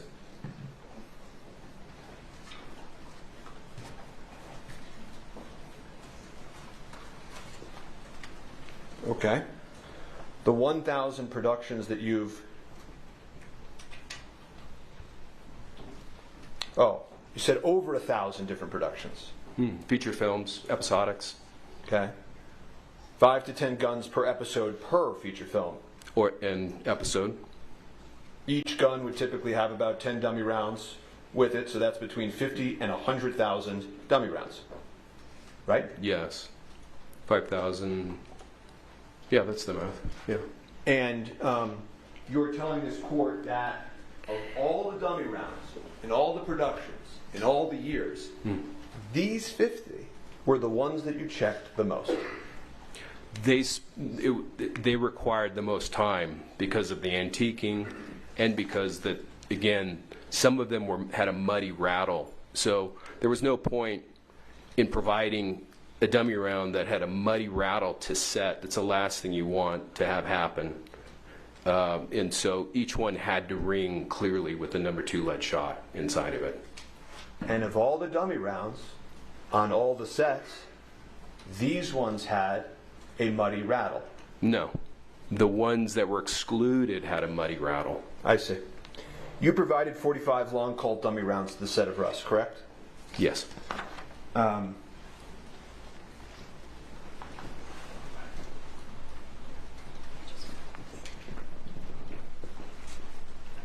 more specifically through Sarah Zachary. She picked them up. Right. And you know Sarah Zachary was at your prop house on the 12th of October, correct? Yes. And you came back from Albuquerque, you came back from 1883 on the 11th, at least one trip, correct? Yeah, I arrived sometime in the middle of the night, the night of the 11th. It could have been past midnight.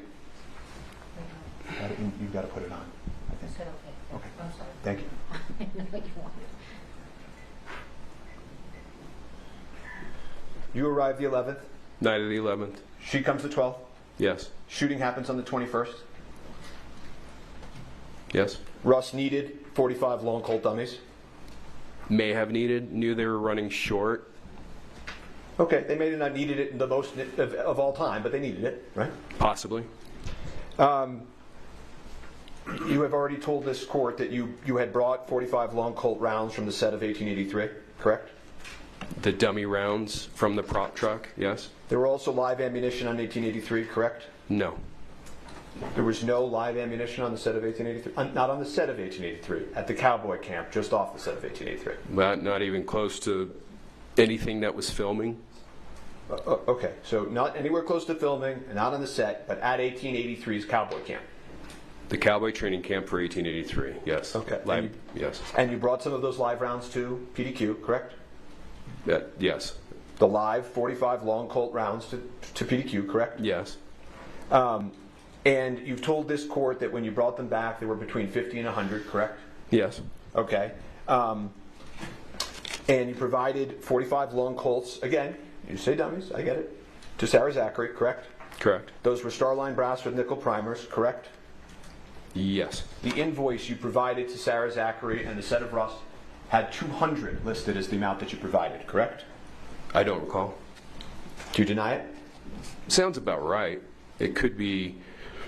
The invoice was generated weeks after, so it was done from memory at that point.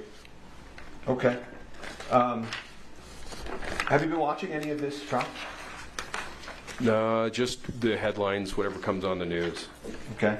Do you know that on direct examination of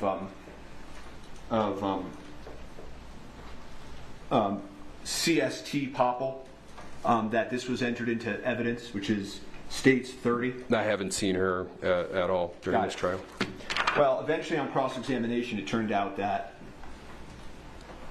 these were, of course, the rounds provided, correct? Except for the bright one in the lower row, in the middle, just above the two zeros that are next to each other, in the evidence number. I don't believe that is a round that came from PDQ. When you say you don't believe, what you think you said in direct is you're not certain, but you don't believe, correct? It's 2.5 years ago. It does not appear, I'm 99.9% sure that was not inclusive of the original styrofoam insert of 50 in the box. Okay, so it sounds like you're not certain, but fairly certain, and it's been a long time. Is that fair? Yes. Okay. At the time, when your memory was fresher, you actually received a photograph of this, and you told Detective Hancock this, and it has a nickel primer, which is sketchy. Correct? Can I don't know what the photograph is. A photograph of what? Did you, in fact, tell Detective Hancock that that picture, that round, was sketchy? I recall saying that, or texting her, possibly texting her saying that, because it was concerning, because it didn't look like any of the antique rounds that I had provided. Right. So, at the time, years ago, when you first see this, when your memory was fresher, the word you used was sketchy, correct? I recall that, yes.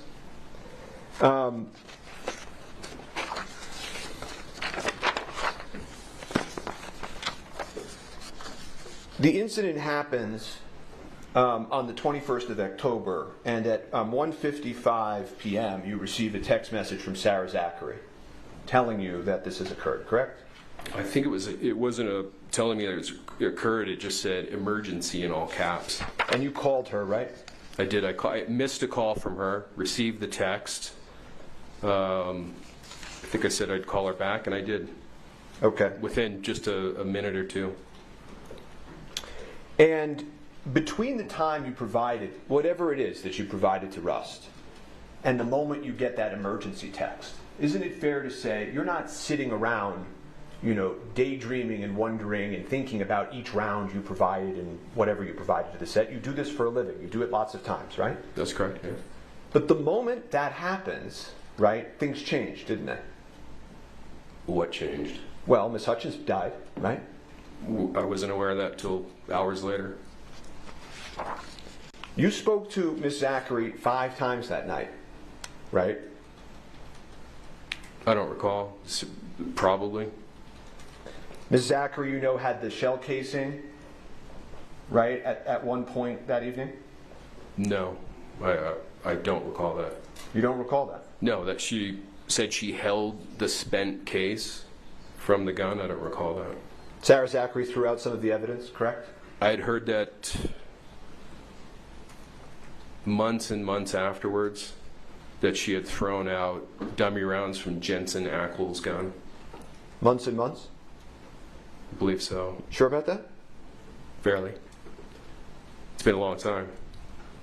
Right. And the only messages that we have from around that time we're going to look at. But you knew at that moment that you had just provided 45 Starline brass dummies, correct? With nickel primers. Nearly all the dummy rounds I provide are Starline brass. And you would agree with me that anybody who did provide that round or brought it onto the set would have every reason to want to deny that, correct? No. Hannah Gutierrez admitted in questioning at the sheriff's office that she brought the box that contained the live rounds. No, she didn't. She actually said she hadn't seen that box, and that's just something that's been fed to you by the prosecutors, isn't that true? No, I've actually seen the interview. Okay, well, we can pull up that interview if we need to. So, the week after the accident, you know that we have some of your text messages, right? Yes. Okay, and you weren't sleeping, right? Correct. You were drinking a lot? I don't even remember. You were talking to your cop buddies to try to get advice about the case? I don't recall that. You texted Sarah Zachary in the days that followed, do not say anything or write anything to anyone, right? Yes, I remember that text. Do nothing, say nothing, write nothing, correct? Correct. She told you she wanted to get a lawyer, right? Yes. You told her not to get a lawyer, right? Yes. In fact, at one point you just said, shh, and with an emoji, right? I don't recall that. Okay. You did provide Detective Hancock. Do we have that photo that was entered into evidence on the screen? Okay. Did you email that? Yeah. Okay. Well, we'll get it in a minute. But the one that you just saw on the screen of you and Mr. Teskey, do you remember that photograph that you just looked at? With the reloads? Yeah. Yes. You actually took a screenshot of that and sent it to Detective Hancock, correct? It sounds like something I would do. I don't recall doing it, but it sounds accurate. Okay. Does it sound like... I don't have the photo, so... But the photo that you took and sent to... of the screenshot that you sent to Detective Hancock, it included that line. Yes, this is evidence in the accidental death, right? That was my speculation prior to learning that the live rounds from Rust had nickel primers. Well, sir, that's the problem with your testimony, isn't it? Which is what? In the very same text chain, you ask about nickel primers. So how is it possible that you didn't know about it when you said that this is evidence in the accidental death? Because the meeting with Hancock and the text exchange with the pitcher occurred on November 1st. 2 days later, on November 3rd, I had asked by text whether or not any of the rounds had nickel primers. And he replied, Troy Teskey replied, no. And at that point, that was the reason why. So this is, I think it's Court Exhibit 2, perhaps, of this hearing. This one? No. Mine are Roman numeral 1 and 2. It's going to be States 1. States 1. I just haven't had a chance to mark it. That's fine. We'll call it States 1 for now. You see it on your screen? I do.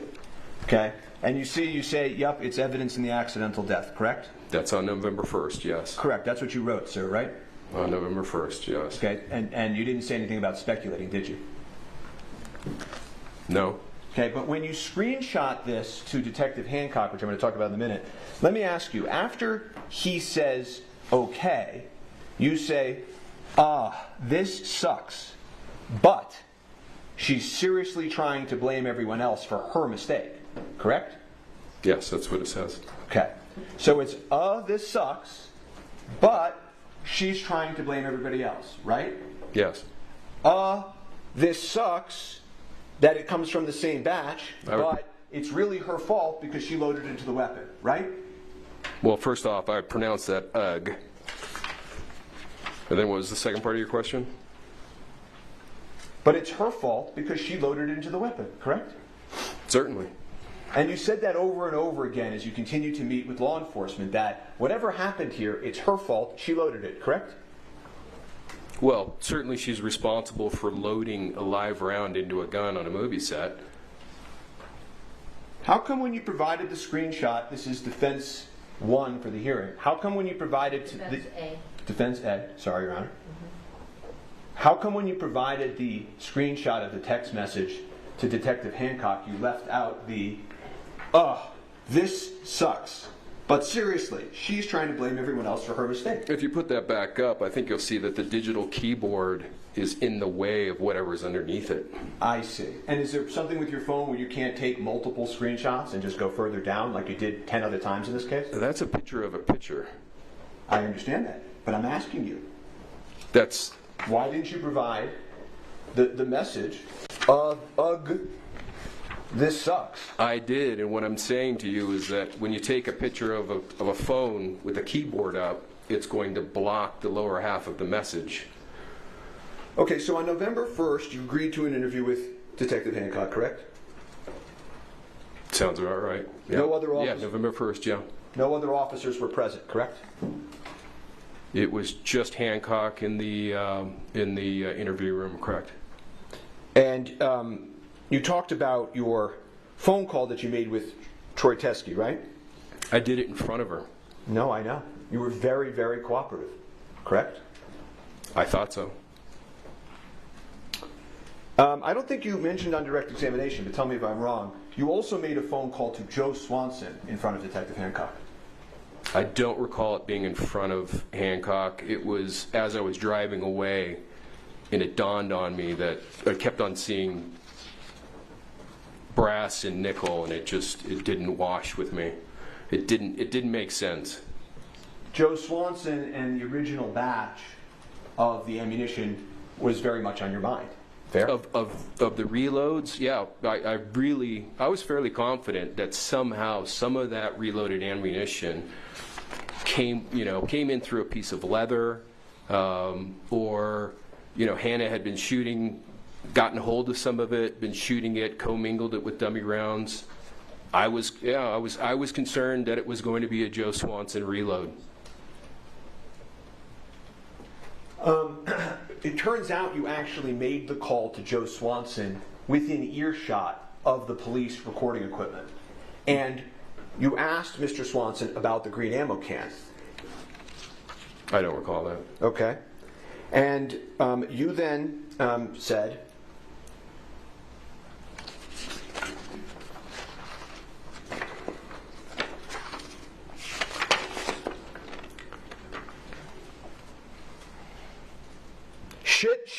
shit. Well, she didn't do her fucking job. Now I recall, yes. I bet you do, right?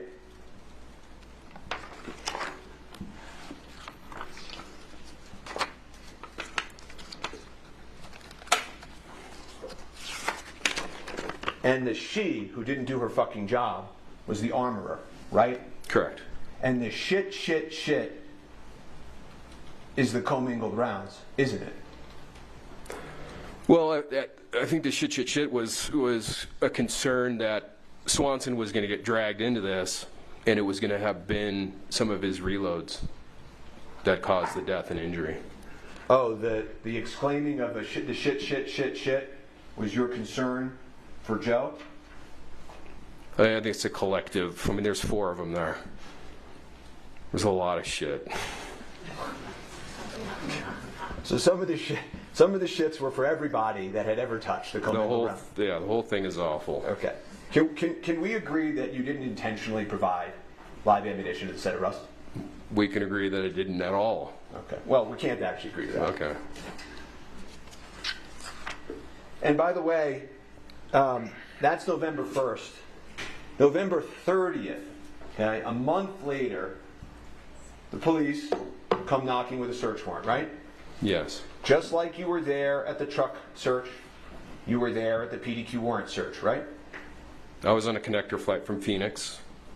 I'm glad you mentioned that. Both times, both at the truck and at your the search at your prop house, both times you happened to be grabbing onto a flight and getting there just that day, right? No, actually, I was in Las Cruces on Bruce Willis's final movie, finished that, and was heading to the Rust set directly from Las Cruces, driving in the Sprinter van. That was after you got the code to the safe, right? I recall that I got the code while driving. So if law enforcement were to have represented in this courtroom that they needed you to open up the safe and that's why you were at the truck search, that's not actually true, because Sarah Zachary had the code, they had the code. That whole story about needing you there for the code is pure fiction, right? I don't know that it's fiction. I think it was more along the lines of Hancock wanted to interview me, and also I wanted to be there to assist in any way that I could have with the investigation. So I think they're being cordial in waiting for me to show up. Okay. Back to PDQ. The warrant was signed by a judge authorizing them to search your property, right? I saw that, yes. And when you saw in the warrant that it talked about the reloads in the green ammo can, you actually started to text Detective Hancock, upset with her for including that in the warrant, didn't you? I did.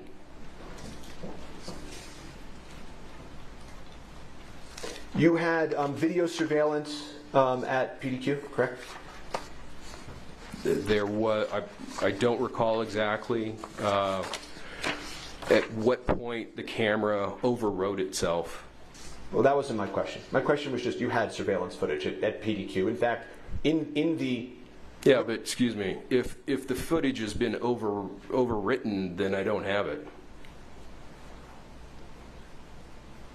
You have surveillance equipment there that records whether it's overwritten or not. You don't know. Is that your testimony? I have surveillance equipment, yes. Okay. And actually, during the search of PDQ, you were looking at your phone, because you have a remote access, trying to see the surveillance footage and what it was catching. Do you remember that? I don't recall that, no. Did you deny it? If I was actually inside the premises? You're inside the premises, on your phone, looking at the surveillance equipment that you have remote locked into your cell phone. I don't recall. It's possible. Okay. And the testimony you have given this court is at that point in time, right? There's a green ammo can there, correct? Yes. The same green ammo can you're calling Swanson and Teskey about in front of Hancock, correct? Sounds, yeah, roughly accurate, yes. Right. And written on it was the word empty, right? Was it? Oh, yeah, black ink next to the silver duct tape on top. Yes. And lo and behold, law enforcement doesn't find anything in the empty can, right? There was tags and office supplies and other things in it. But we know at one point there was ammunition in it, right? The last time was in Texas. Nothing further. Unless the court has any questions for the witness, I don't have Witness anything. is excused. Thank you, sir. Next witness.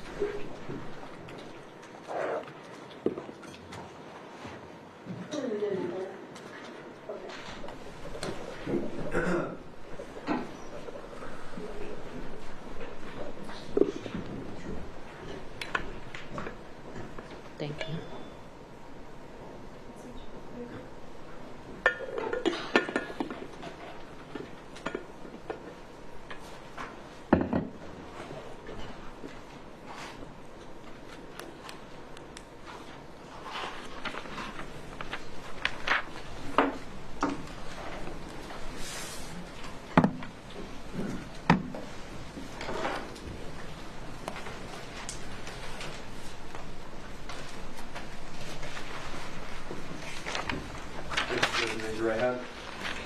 Swear affirm under penalty of law that the testimony you'll give in this case will be the truth, the whole truth, and nothing but the truth? Yes, sir. Thank you.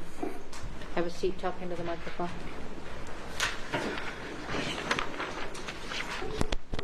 Corporal.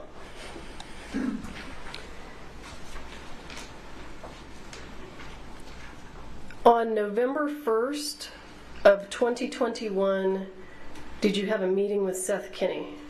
Yes. And what was the purpose of that meeting? I don't know the entirety of the purpose of it, but I think it was something to do with ammunition for Rust. And were you provided, or did Mr. Kinney share with you a photograph of ammunition? Yes. And do you recall the photograph? No, I don't. Would you recognize it if I showed it to you? I might.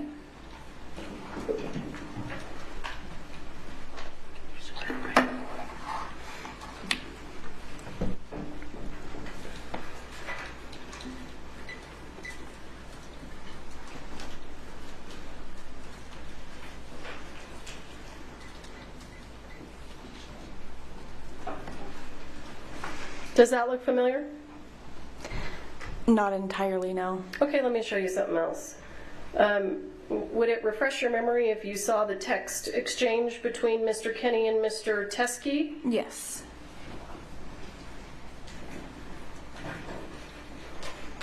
Can you see that? Do you want me, I'm going to enlarge it. Do you see the date? I do. I'm going to go down so you can see the rest of it. Do you see the rest of it? Yes, I do. Is that the photograph of the ammunition that was shared with you by Mr. Kinney that came from Mr. Teskey on November 1st? I remember this conversation between the two of them. Okay, explain it to us then. And I'm sorry, I'm showing you for the record States Exhibit 1 for the motion hearing. Go ahead. I'm sorry, can you repeat the question? Well, tell us about the conversation. Yes. Tell us about this meeting. What happens? So this was a conversation with Troy and Seth, and I guess an exchange of where the rounds that Troy may have had that could have been in relation to Rust. Right? Yeah. So, did you see this photograph on that day? Yes. And were you able from the photograph to determine whether or not these rounds were similar to the rounds found on the set of Rust? These would not have been similar to what we had found on Rust. Okay. And from this vantage point, how can you see that? So some of them, well, a lot of them have an actual head stamp of companies or manufacturers such as Winchester, BHA. I think the other one says CBC. It's a little hard to see with the shadowing in the picture. The only one out of these that would have been somewhat similar to what we had found on Rust is the third one from the left, which shows the Starline brass logo and it says 45 Colt. However, a distinguishable difference in this round and what we had found on Rust would have been the color of the primer. They're different colors. Okay. If you recall, did you yourself ever have a conversation with Mr. Teskey? Not where it was just me and him, but I have had a conversation with him in the conversation. So let me ask you this. After you were provided this information, the photograph and the information about the rounds, where was your understanding of where those rounds were located? In Arizona. And did you have any communications with Mr. Teskey about obtaining those rounds? Yeah, I had asked Mr. Teskey at least a couple times for him to figure out how to send those rounds to the sheriff's office. I asked him on a couple different occasions to either ship them or figure out a way that we could still get them in the sheriff's office possession. And you wanted to do that even though they didn't appear to match the rounds from Rust? Yes. Why? Because the investigation in itself was still very fresh at that time. It was still ongoing. I wanted to make sure that we had all the information that was brought forward to us in order to continue this investigation. Did you see Mr. Teskey at Ms. Gutierrez's trial? I did. And were you aware that Mr. Teskey was a friend of Ms. Gutierrez's father? Yes. Did you receive any communications during the Gutierrez trial relating to Mr. Teskey? I did. Tell us about those. So during her Hannah's trial, or near the end of it, I had gotten some correspondence that a male by the name of Troy Teskey had came in and had ammunition, and that he wanted to turn it over. Came in where? To the courts. So he came here? Yes. To this building? Yes. And who did he speak to, if you know? He spoke to I believe the deputies downstairs that were working the courts. And what were you doing at that point in time? I was here in trial. So you receive information that there's a person down there that has what? Ammunition. And how did you respond? What did you do? I had asked the deputy, I said, can you just have him wait until, have him wait here until I have a moment that I can speak with him. Did he wait for you? No. Where do we go from here? What happens next? From there, I believe we had a break. I had asked where Troy was. They said he was no longer here. And then further on into the day, I don't know if it was a call or a text message, but I had gotten word that Troy had shown up to the sheriff's office and was trying to turn over that ammunition. At that point, we're still in trial, so I have a little bit of limited time in where I need to figure out logistics with this. And I believe I had gotten a call from the lieutenant or someone there, and I said, okay, well, I'm still here, but I will make contact with him at a later point and get a statement from him so we can figure out what to do with this. And at that point in time, were you aware that he had left some ammunition at the sheriff's department? Yes. And did you take steps to contact Mr. Teskey to take his statement? I did. I called him twice when I had found out that he had shown up to the sheriff's office. I didn't receive, or he didn't pick up the phone, and I never received a call back. And let me ask you, why is it important for you to take his statement? Because I need to figure out what to do with this ammunition and how it would potentially be tied to the case and in what way, so I can figure out what to do with it after that. At the time that you were reaching out to him that day, do you have any idea whether or not this is related to the case? Just by him saying it might be, but not in what context it would have been. But you didn't speak to him? No. Okay. And is that the reason you were trying to reach him? Yes, and to try to set up something where I could have a discussion or an interview with him. And you want to have the interview because you want to see if it's tied to the case? Yes. So you call him twice, and does he respond? No. Do you continue to try to reach him? I did try to reach him again. I believe it was the following week. I tried to reach out a couple times and never received a response back. So if you don't have a witness who will give you an interview regarding the items that they've dropped off at the sheriff's department, how do you know that they're in any way related to the case? I really wouldn't, because I didn't have a discussion with him. Has Mr. Teskey ever returned your calls? No.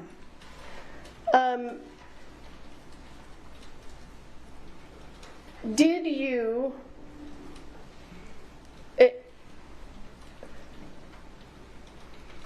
Are you aware that the exchange between Mr. Teskey and the people at the Sheriff's Department that took place when you were in trial with me, are you aware that at least part of that was recorded on a body-worn camera? I know now. When did you learn that? Today. And have you had an opportunity to review it? We've Yes. never been given this, Your Honor. I just got it. So I just want the court to know. This is I can give it to them. This is the newest of the revelations. So there's when Teskey comes into the station, it's being recorded on a body-worn camera? I believe that the defense did have it because they knew what Mr. Teskey was saying to Popple. That's the basis of the cross-examination. Well, it's not. It hasn't been admitted as an exhibit. Sure, and I can call Popple and have it admitted as an exhibitor. I can call Brendel, but it's a motion hearing. How do you want me to handle it? She's now seen it. I can give it to the defense. No, I'm going to have the person that whose body it was on. Let me ask you, in the meantime, while I'm listening to this testimony, can I have the exhibits from Popple that she testified about the bullets and what they were, when they went to the FBI? Her inventory of bullets. May I have those exhibits? I know there's a lot of them. Sure. I think there are probably some also from the defense. So does the defense want to go through their file? Do you want me I to just do it? want the ones that Popple testified off of, not any cross. I don't remember exactly. Are you looking for the one that I just highlighted specifically? No, I'm looking for the ones that Popple testified she inventoried and had tested. Are you asking for scene photos or no? Just the ones that she had at the Sheriff's Yes, Department? where she went through and somewhere in Ziplocs. Okay, so not scene photos, just the ones from the Sheriff's Department? Mm-hmm. Okay. Do you have those? They should be. And just for the record, Judge, we don't have the body-worn camera. But I'm hearing you. I want to look at the bullets. The physical. I'll take the physical. The physical, is it on the record? You don't need photos of boxes? No, just no. okay. I want what she testified of. The ones that were gathered at the scene, and then she went through how she tested them. There they are. Okay. All right, I think these are fine, Ms. Morrison. Okay, thank you. 37, 36, 37, 38. Oh, so you want the actual bullets? Well, these are fine. Okay, well, I was going to take the photos, but these are good too. Okay. May I ask, are these all these aren't all that were gathered at the scene, were they? They are. These are the sum total? Correct. There were only 5 live rounds, in addition to the spent casing. Okay, which ones were, were only the live rounds tested by the FBI? No, there were more that were tested by the FBI. There were dummy rounds that were sent to the FBI that were confirmed to be dummy rounds. Okay, that's what I want to look at. Do you have pictures? Do you have pictures of that? I don't think we've had her testify to that. I don't know. Can I have all the exhibits that were entered while she testified? That's the best way to put it. Sure. Right. Sorry to interrupt. No, it's fine. Do you want them from the state and the defense? Yes. Okay, because I'm. Do you want to announce what they are? Hayden, can you tell us what the exhibits are during Popple's testimony? Or I actually can, because I took notes. There they are. Let me do it.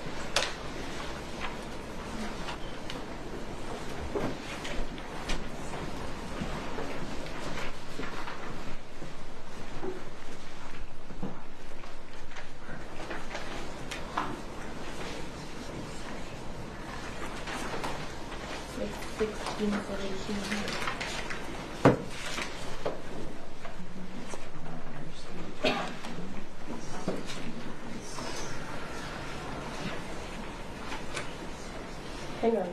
We need to catch up with you if you're going to give us numbers. Hang on.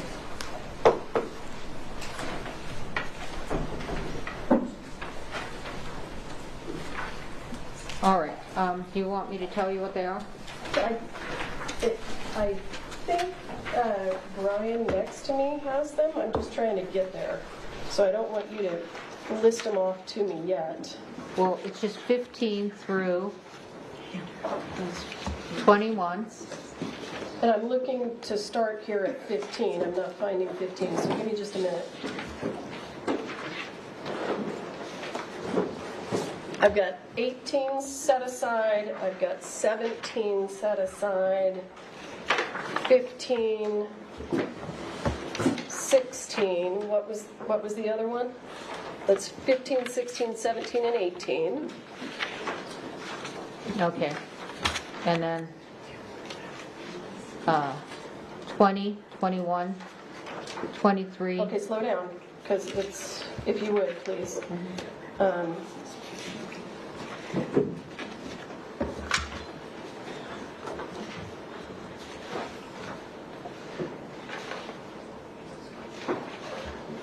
What was the, give me the first number again? We've got a ton of exhibits 20, here. 21. 20 and 21? 23, Okay, 25. hang on. This is 20. You want Oh, that? no, I just want the gun. 21 is the You can shot go of the whenever you pew. Yeah, I don't want the pew. I want Okay, what else? Just So here's 10. Do you want that? That's a scene photo. But she testified to it. a scene photo. What do you mean? It's from the set of Rust. It was taken on the set. Yeah. Okay. Do you want these? This does. Okay. This one has ammunition on it. Which is that from? Oh no, I don't want. This I is only 9. want the ones on the set, not in PDQ. Okay. So what I'm handing you is all photos of states exhibits that were of ammunition. Do you want the spent casing? No. Okay. Do you want me to go through the defendant's exhibits? I want the defendant to go through the defendant's exhibits. So glad you asked. Do you want this? Yeah, sure. Where's Okay, that? that's the spent casing. Okay, yeah. Those are the ones I have. I have them here. There you go, Judge. All right, thank you so much. These are it. After all I asked for. Seems kind of thin from what You know what? Hang on just a second. Let me go through these real quick. All right. Stop for just a second. Let me see what's in front of me. These are enough. These are enough. These are enough. Okay, I'm good. I'm good. All right, let me just use these. Okay, let me just see if I might ask for more later. Okay, go ahead. I'm sorry to interrupt your question. No, that's fine.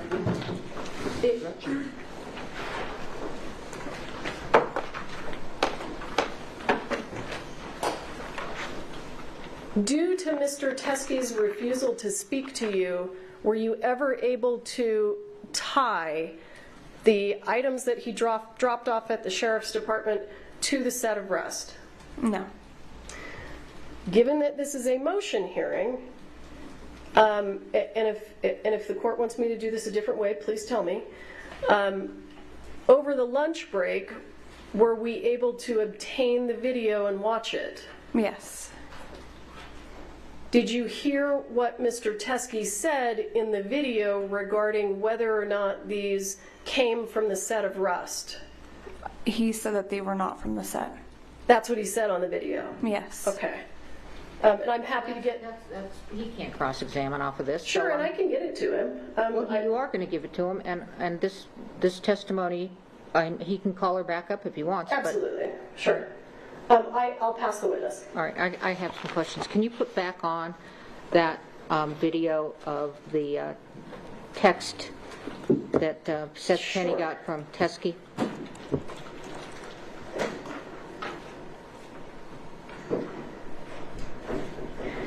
If you guys have a flash drive, I'll give you that video right now.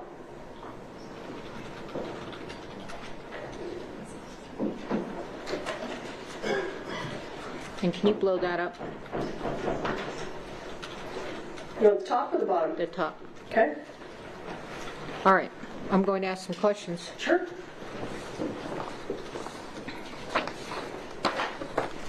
All right, so you testified that that only one seemed similar. Let's see. One similar to the Starline Brass Color Primer in Arizona, and it's the third one. It says 45 Colt? It didn't seem similar in the primer. It was different in the primer color. So why is it different in the primer color? Because the primer on the third one it's a brass color. The primers that came from Rust were silver.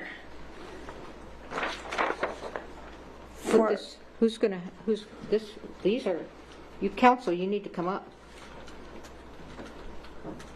Counsel, you need to come up. I'm questioning, you're gonna need to see this, both of you. I can see what you're showing her. I saw what you're showing her. I only see one silver here. Right, but this is in reference to the live ammunition. Look, you just testified. Let me just ask this. None of these look similar to the set on Rust. To the live ammunition. To the live ammunition on Rust. Yes, okay. Your Honor. But it still looks similar to what was on Rust. Yes, yes.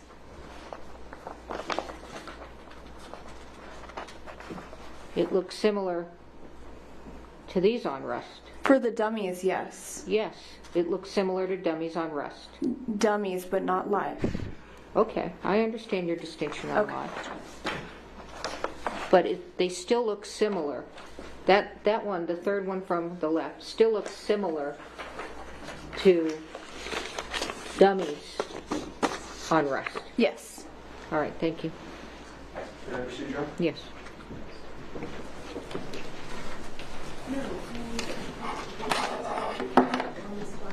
I may not even need the video right now, so we can start without that. Okay. All right.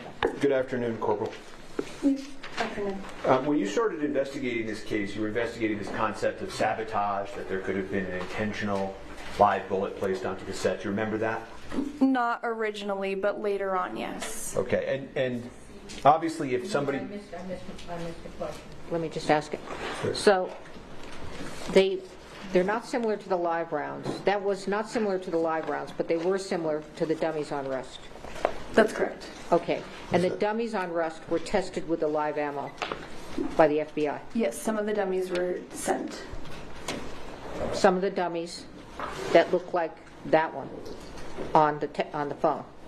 I couldn't say which exact ones were sent to the FBI. Okay, but you just testified that looks similar to the dummies on Rust. Yes. You didn't differentiate, and that some of the dummies on Rust were sent to the FBI? Yes. Okay, thank you. So, at a certain point early on in this case, you entertained the possibility that this was an actual sabotage, that somebody could have intentionally placed the lethal bullet onto set, correct? Yes. And you quickly dispensed of that concept, right? I don't think it was quickly dispensed. It was investigated. Okay. And fair to say that if that had happened, that would have been a far different case, right? It could have been. I don't... And so then you turn to the idea of, well, somebody outside of Rust could have placed or been the cause of the ammunition ending up on set. And you interviewed Seth Kenney, I think you told this court yesterday, 10 times at least, right? Yeah, I can't put an exact number, but it was a few times, yes. Right, and that would have been a different case also, right? If he had provided them? In relation to this case or in relation to the past case? In relation to any case. It's hard to say.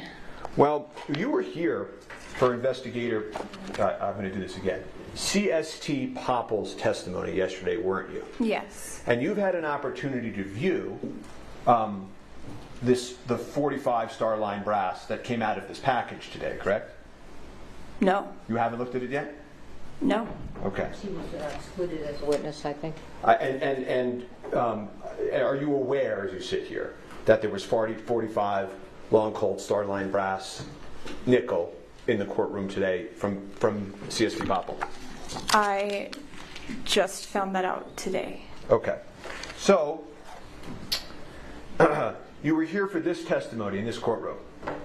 And let me ask you, Ms. Popple, the ammunition that the Good Samaritan Mr. Teskey, the close friend of Hannah Gutierrez's dad, when that ammunition that he brought into you after the conviction, you still have it? Answer, yes. Question, you can bring it in here and you can show it to the jury, right? Answer, yes. And they can see for themselves that it does not match the live ammunition from the set of Rust, correct? Yes. And that it is obvious. Just when you look at it, it is not. Yes. Do you remember that testimony that you were sitting here for?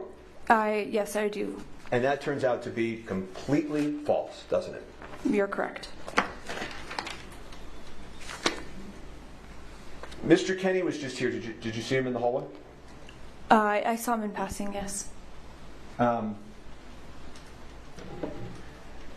You interviewed him, I think you said over 10 times, right? Yeah, I don't know the exact number. 40 plus phone calls, I think? It was a lot. Okay. And we have some of those text messages, and I'm going to put up defense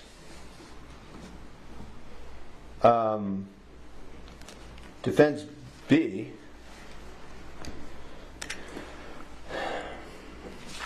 On the screen. And it's not working. Okay.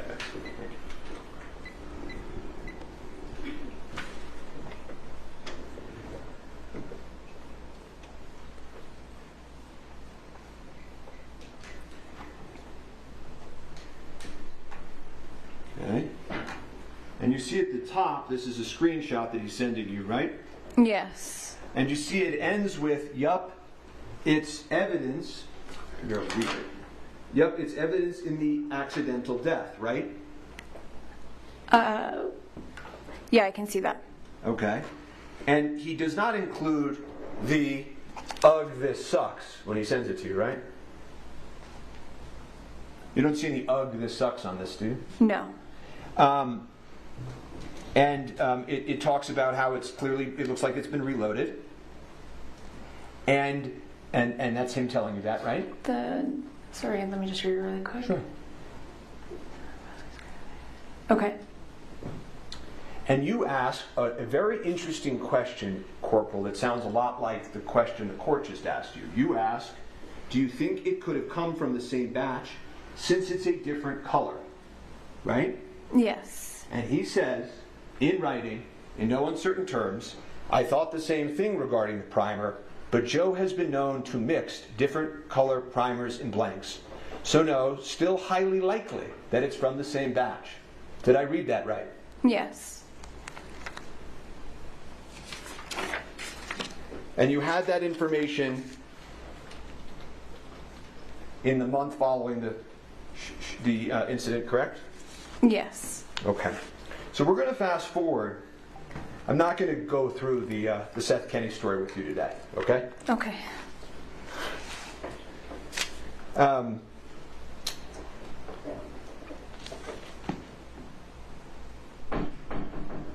But it's fair to say, if we even fast forward to the end, Mr.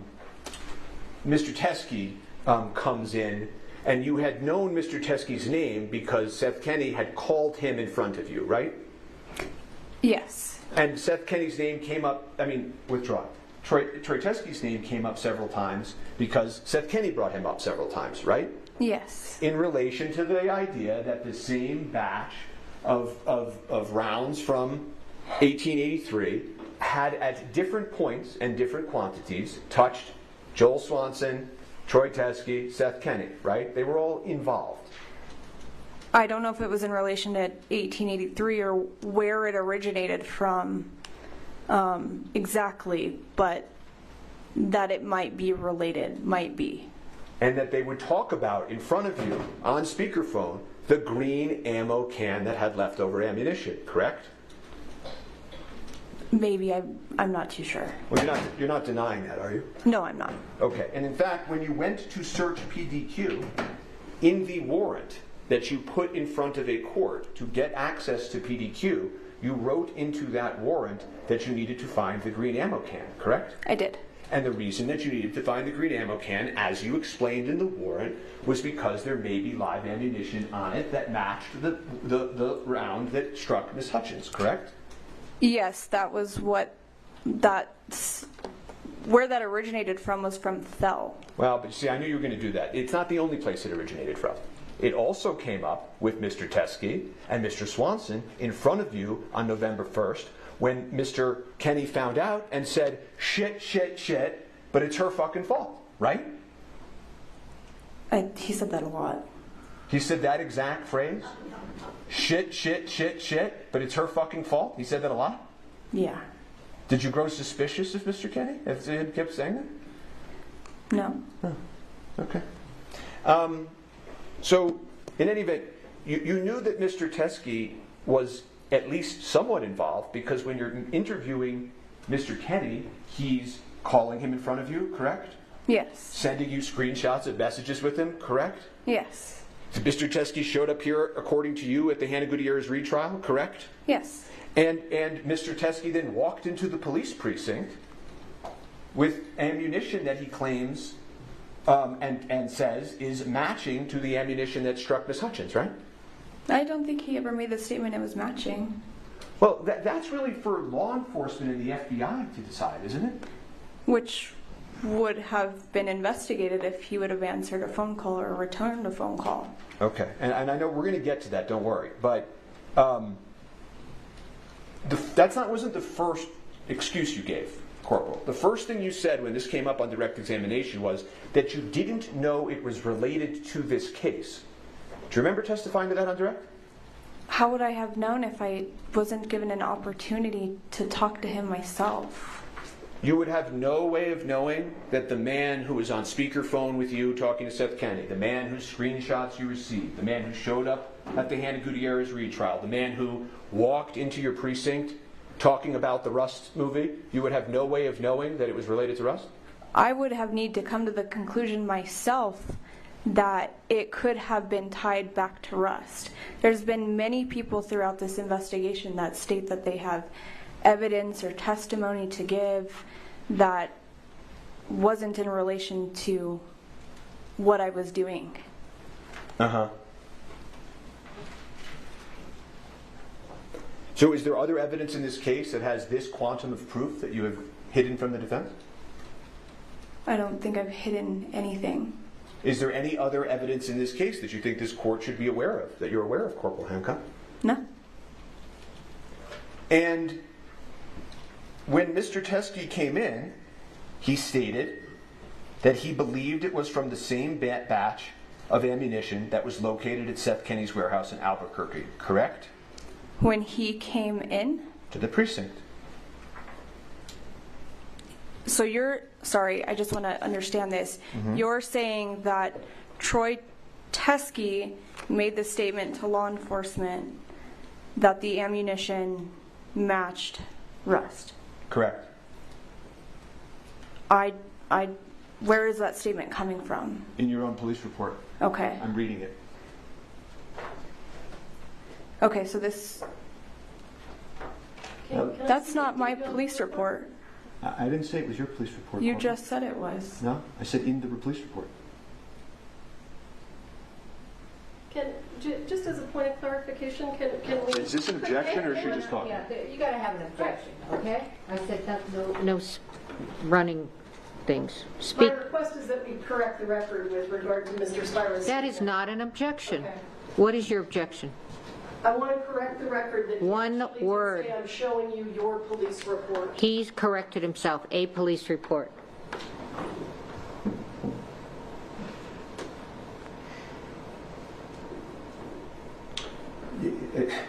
In the department, in your sheriff office's police report, okay? I don't mean your personal police report, but in your sheriff's office police report, right? Okay, understand. Okay. And not only does this police report come into the very same sheriff's office, correct? Right? This is your police department, right? Yes. Okay. Not only does it say live rounds of ammunition that he believed to be connected to the Rust case, right? You yes. saw that, right? Yes. Okay. Not only does he say it's the same batch that was at Seth Kenny's, right? I I mean, that's what it says there. I don't remember that statement in the video, but. Well, I'm glad you brought that up, because the videotape, whatever there is that has also not been turned over, it didn't necessarily capture every conversation that Mr. Teskey had inside the police department that day. You don't know that. That's correct. Okay. And the other thing that I wanted to mention at this point is, it's not as if Mr. Teskey was talking to some random auxiliary cop that happened to be walking through the station. He was talking to CST Popple, wasn't he? Yes, he was. The same CST Popple that testified yesterday, right? Yes. That testified that everywhere in this case that she went, you went. Remember that testimony? Yes. Okay. She goes to the church on the day of the incident, you're there, right? She goes to the search of the truck, you're there. You go to PDQ, you're there. In the prosecutor's office, you're there. Trial prep, you're there. And that's who took this statement, right? Yes.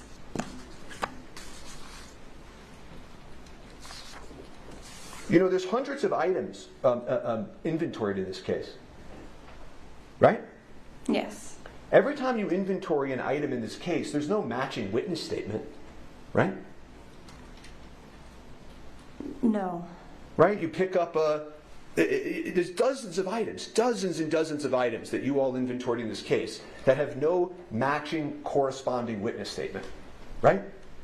Yes. Okay. So the story that has now been come up with, that the only reason we couldn't take this item was because there wasn't a matching witness statement, is just spun out of whole cloth, isn't it?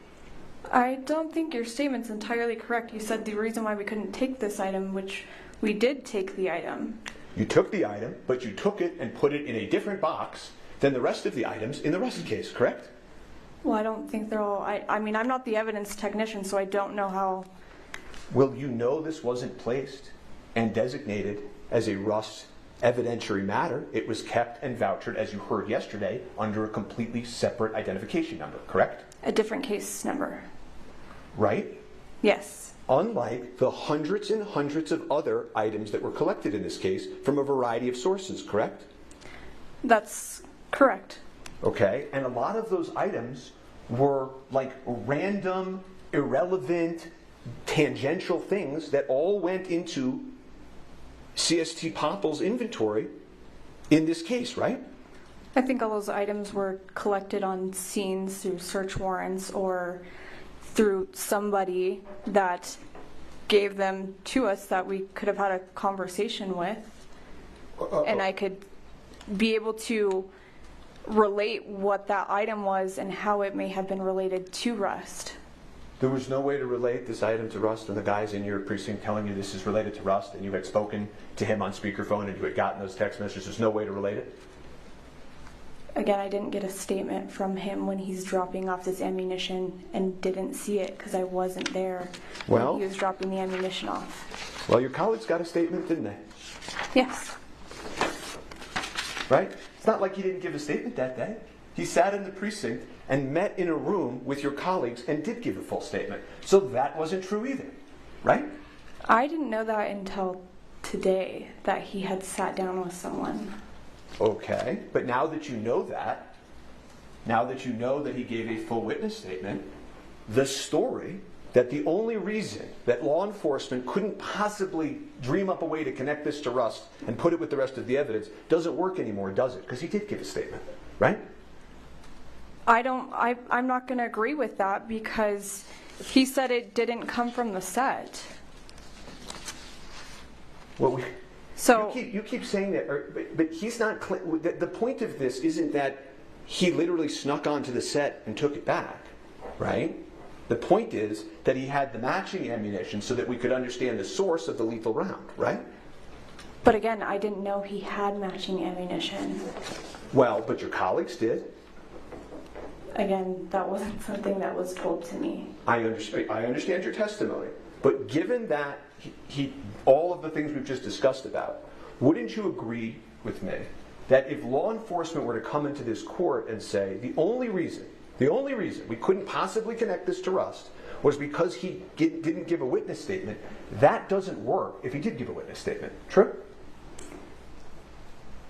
Potentially. I'm going to still say that I wouldn't agree with that because I wasn't able to speak with him and how it would have been in relation to rust. When we submit things, we normally need to have a way to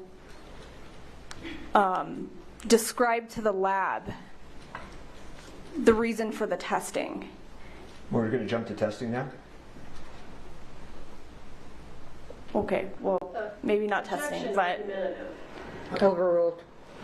You, I mean, is there a rule in your department that when you take in evidence from somebody who says it's connected to something, that you need to have some additional witness statements before you just voucher it and inventory it with the rest of the evidence? Is there some rule that you could point the court to? I don't think there is one. Right. And in fact, there couldn't be, because nowhere else in this case of the 100 of items did this rule apply, right? But I don't know, I don't think it's correct to compare all the other items in this case to ammunition that was turned in during the end of a trial. Okay. And I don't want to go through every single item that was inventoried, vouchered, whatever word you want to use in this case. But can we agree that there were lots of items vouchered and taken into evidence in this case that are more irrelevant than this very crucial piece of evidence, right?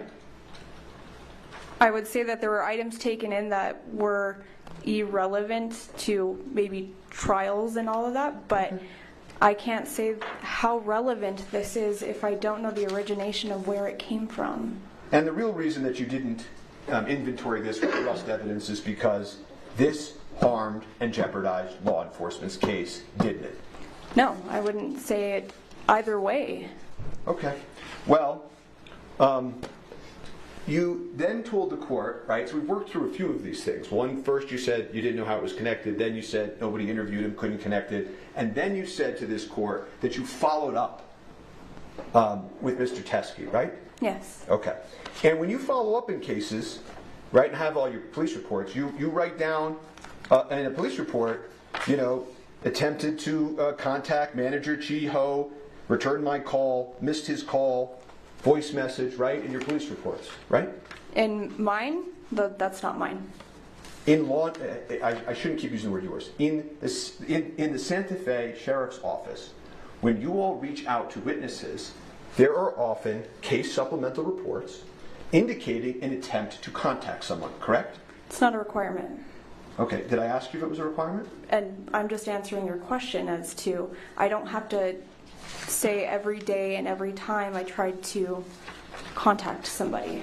Okay. But I'm asking you a slightly different question, which is that in this case, this Rust case, okay, there are lots of police reports in this case that are in your file, even if you didn't personally create them, that indicate law enforcement attempting to contact witnesses and failing to reach them, correct? That specifically, I don't know. You can't answer that question, yes or no? Well, I'm explaining why that was... I didn't ask why. I'm just asking. In your own file that you as the lead agent have, there are lots of police reports that say Detective so-and-so tried to reach somebody, couldn't reach them. Isn't that true? In this case, yes. And that was done for a specific reason. Okay. That's great. When you reached out, according to you were trying, moving heaven and earth to try to reach Mr. Teskey. Did you ever create a supplemental police report? No. Okay. Let's go on to the next thing, which is you testified on direct examination that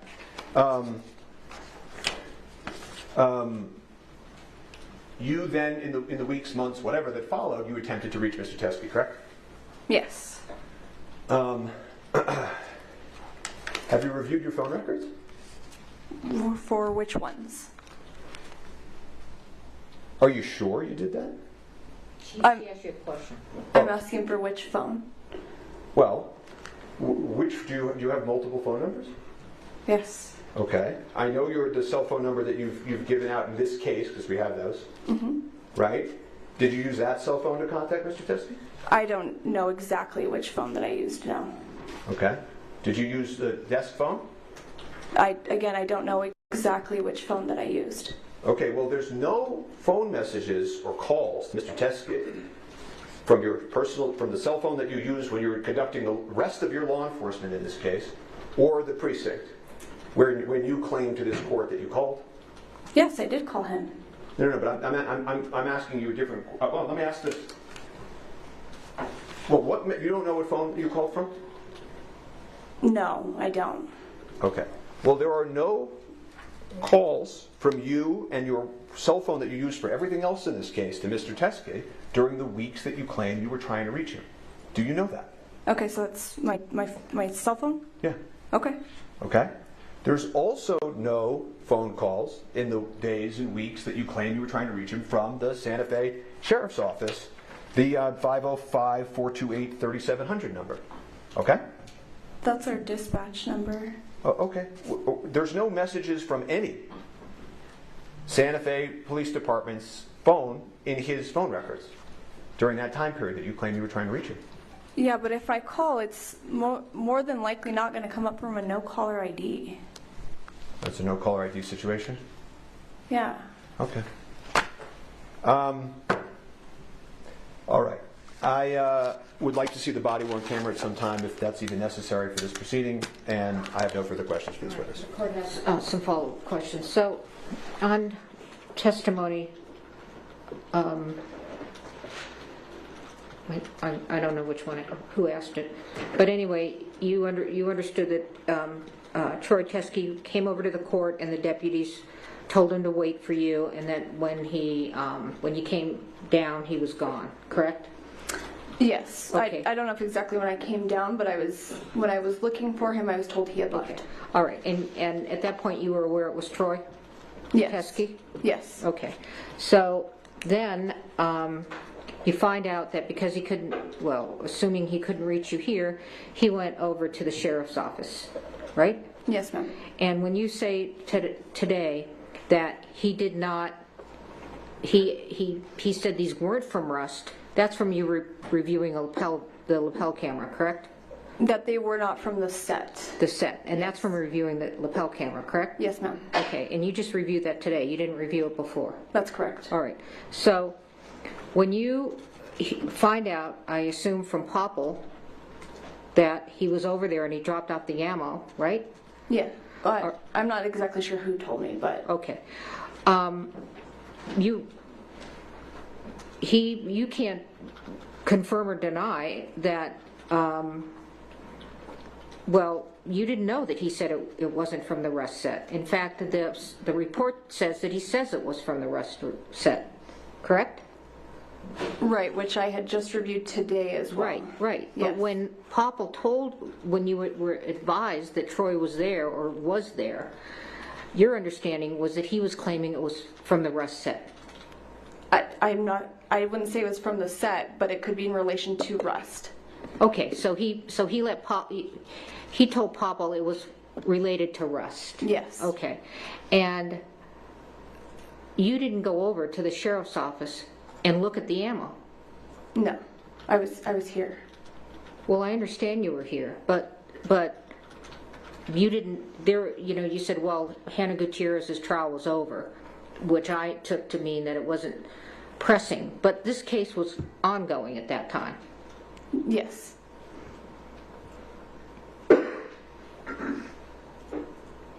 So, did you and Popple have a conversation about what to do with this ammo?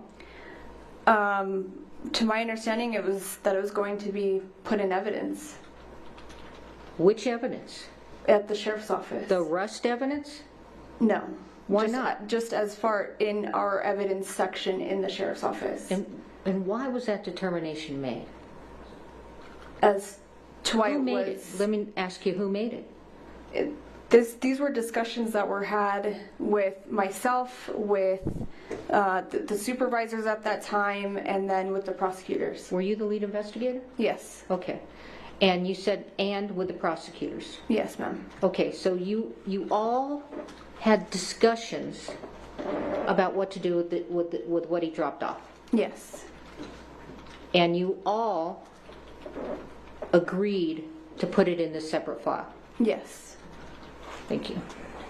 Just very, very brief follow-up on the court's questions.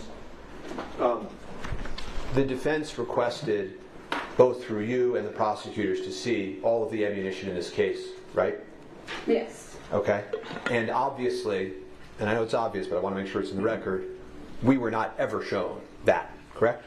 Well, I believe that you guys had a secondary evidentiary meeting with the sheriff's office that was canceled the day before the meeting was supposed to happen. Or an evidence showing, I'm sorry. Okay, yeah, we were able to come for some showings and not others. The reality is when we came for showings, you never showed us this evidence, correct? I don't know if I can agree with you there, because even on the first day that I was present at the evidence hearing, we didn't get through all the evidence that they wanted to see that day.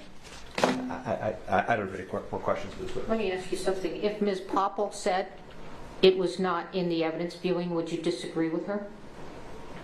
If this ammunition, sorry, I just want to make sure I'm understanding. If what Troy Teskey dropped off was not in the evidence viewing because I can get the testimony, but they had a narrow. If Ms. Popple said it was not part of the evidence viewing, that you did not gather it for the evidence viewing, would you disagree with her? I believe that we were sent a list of what they wanted to see, and then, Your Honor, the first day that we had done an evidence showing, we didn't get through everything. That's not what I asked you. Yeah, I understand what I'm trying to. Then we had another day. Pardon me? We had a second day that was set up to continue. I asked you if you would disagree that Ms. Popple said that it was not included in the evidence viewing. Not whether you got to it or whatever, but whether when they said we want evidence viewing, Ms. Popple said it was not part of the evidence viewing. I don't know if it was or wasn't. Would you disagree with her is what I'm asking. I really don't know how to answer that. Thank you. Redirect? I can't provide the video until she logs into this system. Mr. Spivey, You know, I don't even think the video is relevant. She did not view it until today, so you can look at it. But do you have any cross-exam for her? I just need to develop my records, so I need to get the video in. I need to get the video. You can get the video in, okay? Are you going to get it in through her? Because I said it should come in from the person that wore the body camera. I agree with you. He's here. Okay, well, fine. So, do you have any cross-examination for her? I do.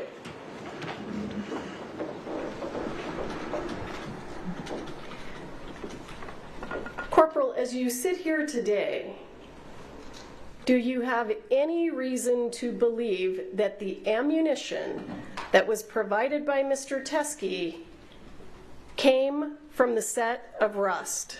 No. May I ask a question? Sure. When you say that there were discussions and the decision was made by all of you to put that ammo in a separate file, right? Is that correct? You said that? Yes, ma'am. Was Ms. Morrissey part of that discussion? Yes. Thank you. Let me give the court an offer of proof, and if Mr. Spiro wants me to, I'll testify under oath. You are going to testify? Sure. Absolutely. I'm happy to. I'm showing you State's Exhibit 16. How do you know that's related to the set of Rust? Because it was collected during a search. Did it come from the scene? Yes, I believe that one did come from the church. State's Exhibit 29. How do you know that's related to the set of Rust? That was the casing that Marissa collected.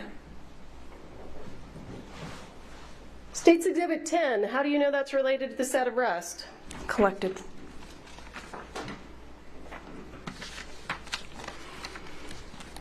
All of these photographs and all of the items that are in evidence,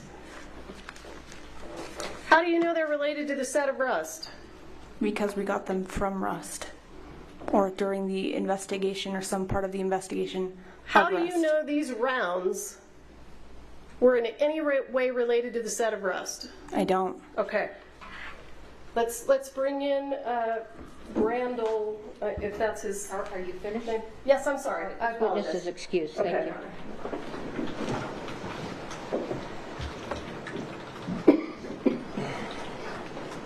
Your next witness?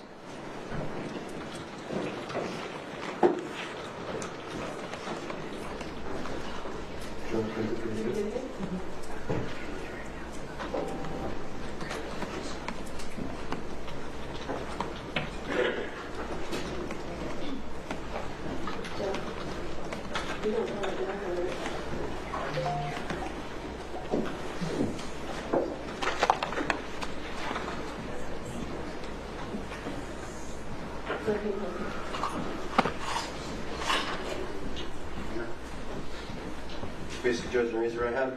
Do you swear affirm under penalty of law that the testimony you'll give in this case will be the truth, the whole truth, and nothing but the truth? Yes, Your Honor. Have a seat. Talk into the microphone.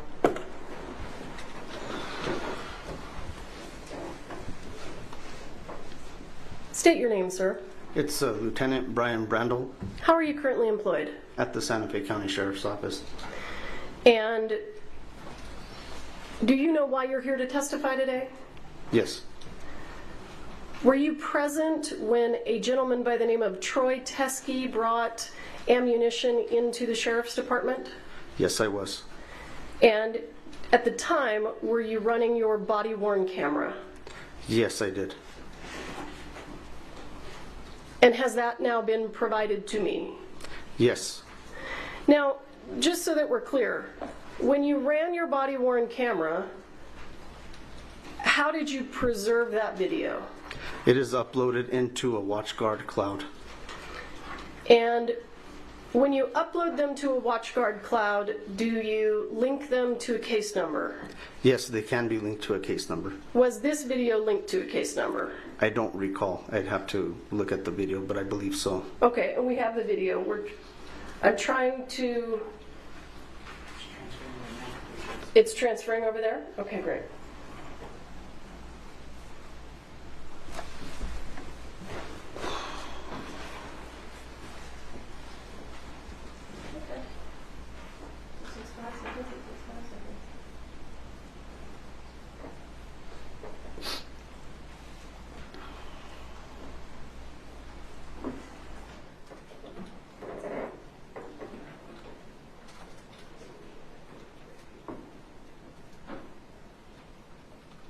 Why do you, okay. Your call? Okay.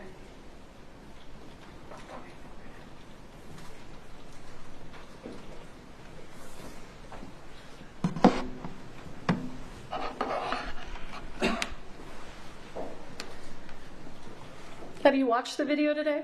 Yes. Did you watch it with me? No, I did not.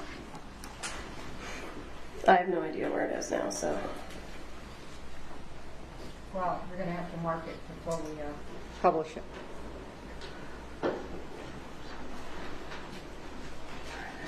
Do you want me to put it on a flash drive for the court and mark it that way? Move it into evidence. Sure. I'm working on pulling it up. Yeah, sure. Do you know the date that this was recorded? I believe it was March 6th, 2024. Would this be State's Exhibit 2? I don't know. I think it is. I'm going to show you what I'm going to mark as State's Exhibit 2. Can we display? Yeah, yeah. Well, you're publishing it, and but go ahead. I mean, I'm not sure what. All right. Do you want to see the video or no? I do want to see the video. Okay. Just, okay.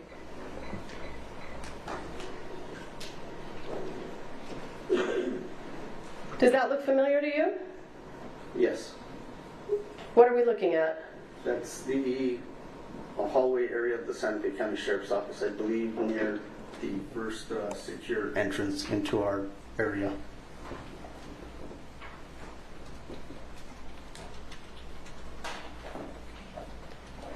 Is there a reason that we don't have volume?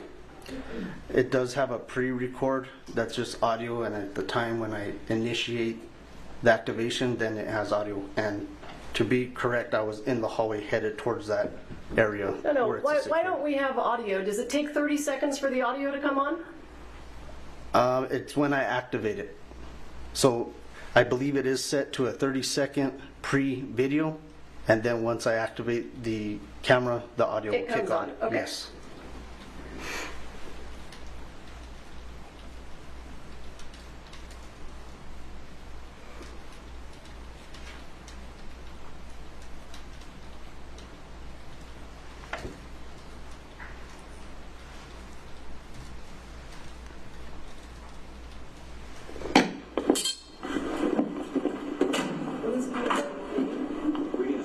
As far as I'm concerned, yeah. Hey, good.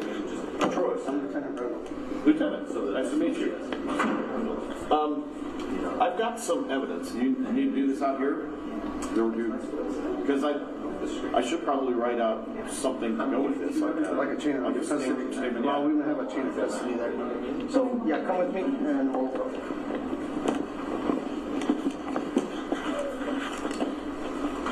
That's my wife. Hi. That's Becky. Are you okay with that? Yes, sir. Thank you. Where was Marissa? Went back to her area? There he is. Hello. Beautiful stay. Thank you very much. Thank you. Just so we have like a chain of custody. Where are we going? Wherever you want to go to get the evidence. Can go to the interview. It's fine. Sure. I can fill out a statement or something. Witness statement. When I'm a witness, I'm called here as a witness to the bus trial. And I live in Arizona, so it's a long way. Right. And I wanted to. When I got to the trial, they said at the last minute, he said, "Okay, I want you to testify." No, right. Bring some evidence. And then they didn't want the evidence. Okay. Well, I don't want to walk around with this evidence forever. That's fair. That's fair. Whether you guys use it or not. Yeah, I don't care what you do with it. I just don't want to have it. That's okay. And they're 45 cartridges. Like. They're from the set? No. Okay. No. You want to know the details? Could you hear what the gentleman said? Yes. Was he asked if they were from the set? Yes. What was his response? No. Or do you want me to write it down? Let me start with, what is your name, sir? Troy. Well, that's a great start. Troy what? Troy Teske. Can you spell that for me? T-E-S-A-E. I've got all kinds of identification. You should see it on that. And where are you getting called by? Retired police officer. By the defense. Defense, okay. Yeah. But they didn't end up using it somewhere. Okay. Here's my police ID. And then I'm also a judge. You need to see that. Sorry. I'm going to drop them. Okay, so they're going to have you bring 45 rounds? Yeah, and at the last minute, They talked to the him defense. on the phone. He was good. They said that they were going to have somebody pick it up from Arizona, which they never did. Okay, so he brought it out here just in case. Becky, this is my story. Okay, but get it out. Don't want it anymore. Sir, do you recall this conversation? Yes, I do.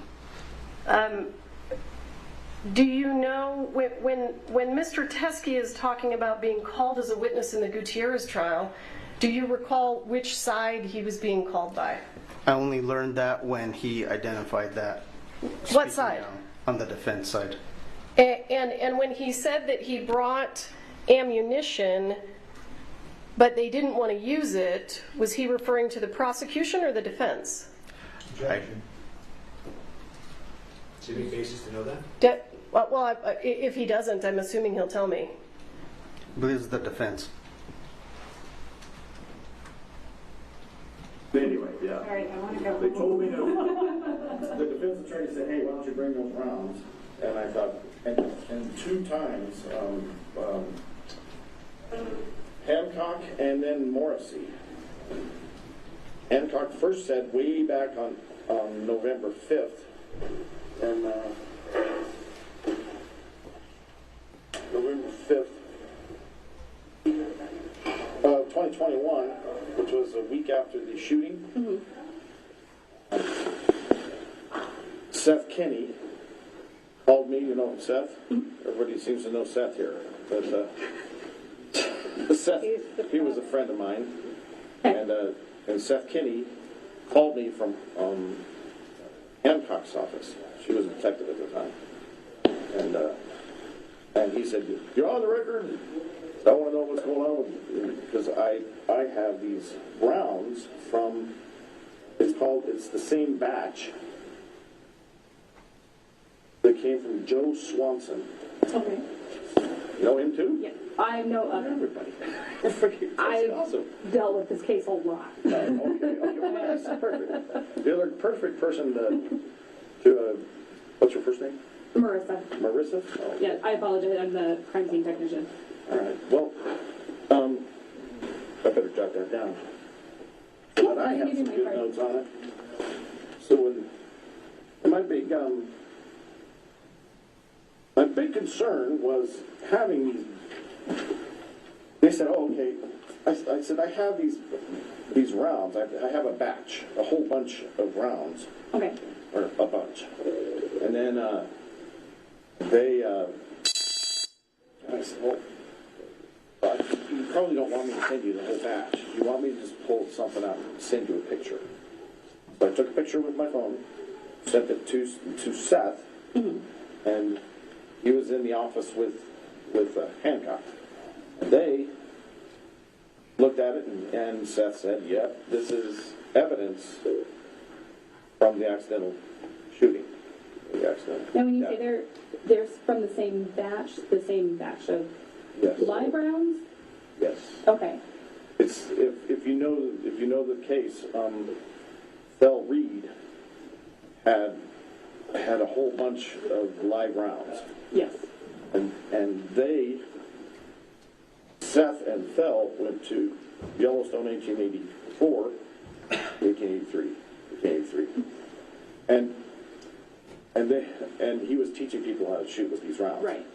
Then they left there and they went together from Arizona, and then they came back and went to another set, which was.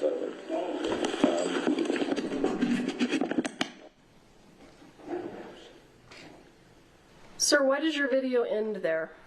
Because I walked out of the interview and was attempting to, or I did contact Detective Hancock to see who this individual was and why he was there turning in evidence, like he called it. Okay. Did you know what it was evidence of? He mentioned that it was tied to the Rust case. Well, did he say in the video that it was not from the set of Rust? No. You didn't hear him say that? I don't recall him saying that. Yeah, I stopped it and I asked you what he said. Do you remember giving that testimony? Yes. Okay. I'm sorry. Yes. So the gentleman said on the video it was not from the set of Rust. Yes. Okay. And you called Corporal Hancock, right? Correct. And do you recall the conversation you had with her?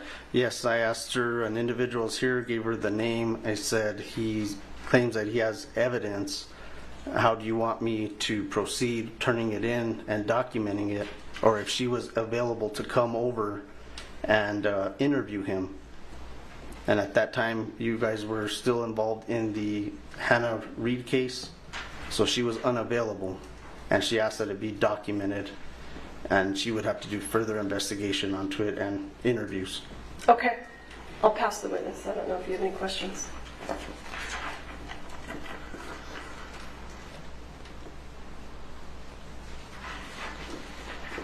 have a few questions.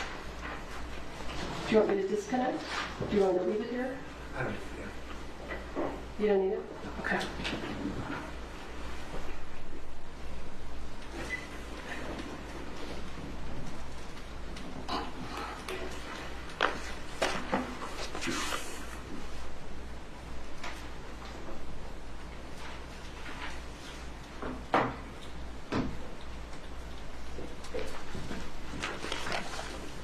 Good afternoon, sir. Good afternoon. The witness that was in the precinct told you he was a retired police officer, correct? Yes. He offered to make a statement multiple times, correct? Yes. Told you he was a witness multiple times, correct? He did mention that. Yeah. Told you he had evidence multiple times? He did call it evidence, yes, but we had to confirm that it is in fact evidence, which is why I relayed to Detective Hancock that she needed to conduct an interview with him. And what did Detective Hancock say on the phone? Tell me everything about that conversation. They were still at the trial, and that she would follow up with him and the evidence as well. And that would have really messed up the trial, right? If they had taken that evidence and vouchered it and let anybody know, right? I'm sorry, rephrase that? That would have messed up the trial, right? I don't believe it was used in the trial because it was never collected on our investigation. And when Ms. Popple comes into the room, or when your camera comes into the room, she says, "I've dealt with this case a lot," right? Yes.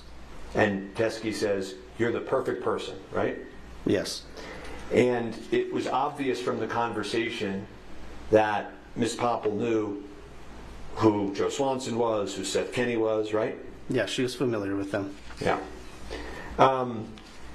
And that interview of him continued, correct? I believe he was speaking on his own accord. We weren't conducting an interview. He was just there to turn in the evidence that he claimed he had.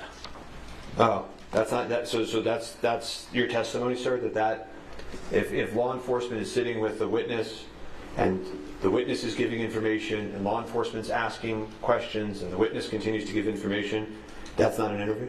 Law enforcement wasn't asking questions. I was our crime scene tech. No, not a single question was asked in that entire body cam? I don't believe that I asked a question pertaining to the case, other than believing it was evidence that was already part of the Hannah Reed case, and there was already a chain of custody until after he began disclosing where the evidence came from.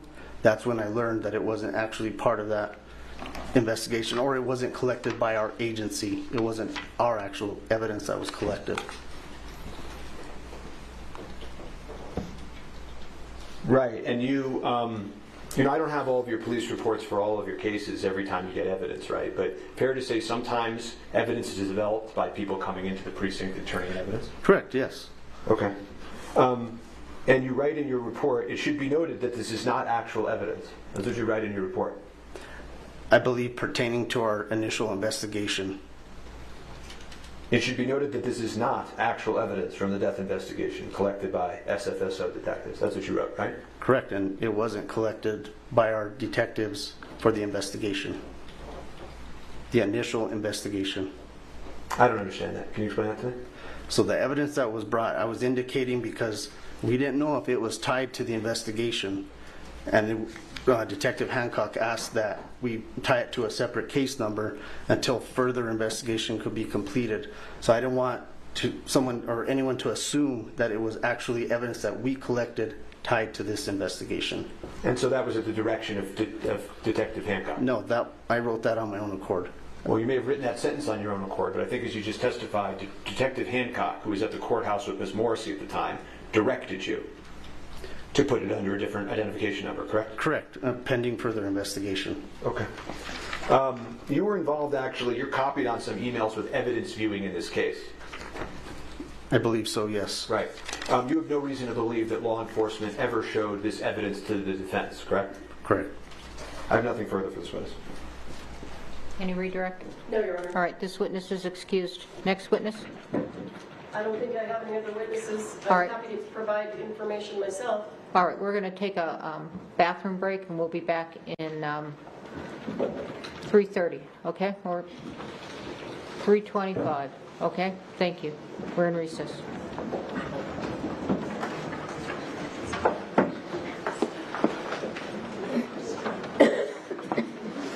Can you just make sure that Ms. Morrissey's sequestered during the break? I'm going to stay right here. I'm going to go ahead.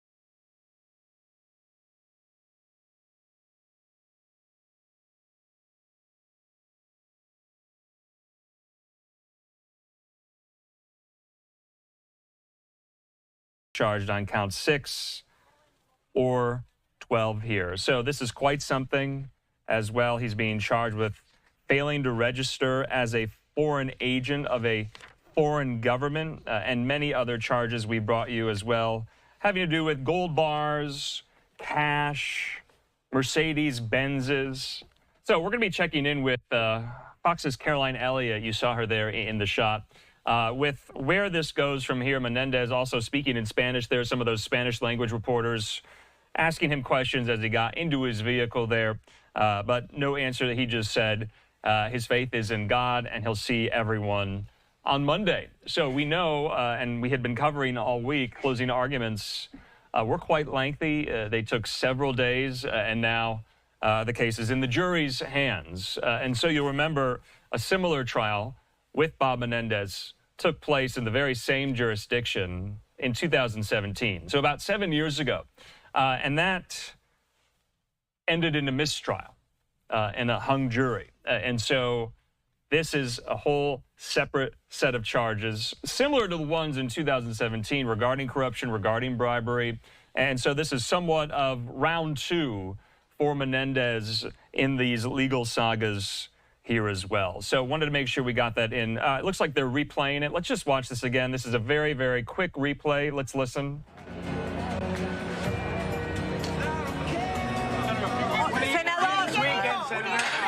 have faith in God and in the jury. See you next Monday.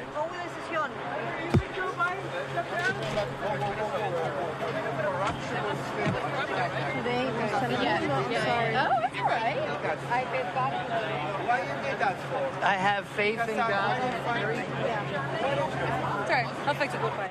All right, so just a brief replay there. That was moments ago. That just happened live as well. Here you see the camera. So Menendez is accused of accepting hundreds of thousands of dollars in bribes. He allegedly took bribes from 3 businessmen in New Jersey. The Department of Justice says Menendez's wife, Nadine, was his go-between in this bribery scheme with these 3 New Jersey businessmen. These businessmen have testified that they asked Menendez to, 1, kill a criminal probe that it was looking into some of these alleged misdeeds.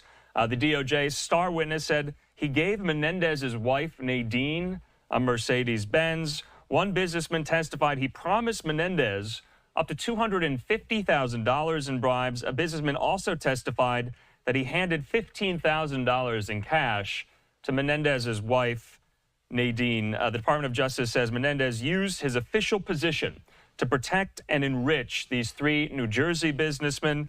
They also say he used his official position to benefit the governments of Egypt and Qatar as well here. You remember, we brought you this at the time when this indictment came down.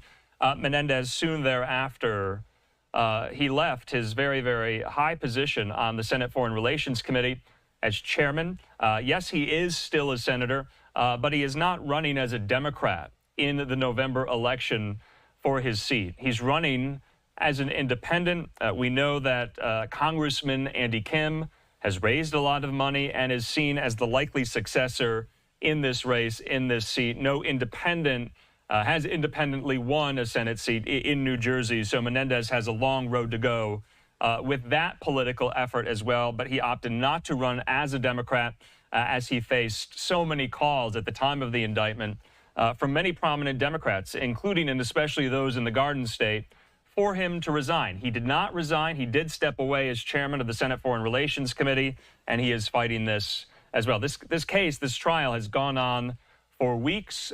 We'll see what the jury ultimately comes to. Maybe next week they'll reconvene on Monday here. All right, in the meantime here, wanted to kind of do a primer on that. We're going to be checking in with Caroline Elliott. Okay, so you can say oath or whatever, but are you calling yourself as a witness? Or do you want Mr. Spiro to call you as a witness? It doesn't matter to me. How do you want to do it? I don't think it's necessary, frankly, for this evidentiary record for me to call Ms. Morrissey. I know what happened, and the court knows what happened. I don't think we need anything further. Okay, do you want to call yourself as a witness? No, well, just a minute. So he's willing, as I understand it, to rest now. Mm-hmm. Okay? Now, you don't have to say anything under oath if you don't want to. No, I'm happy to. Okay, so not only happy to, you know, it doesn't matter to me whether you call yourself as a witness. It doesn't matter to the defense whether you call yourself as a witness. So if you're calling yourself as a witness, there's no one here that's requiring you to be called as a witness. The information, everything that happened in this regard, especially as it pertains to me, needs to come out in the public. All right, so you're calling yourself as a witness. And I am, and it was my understanding that the court indicated to me previously that you wanted me to testify. I understand you've now changed your mind. I think it's a good idea if I do it. Where would you like me? Okay. Do you want me here at the podium? No, on the witness. Okay, sure.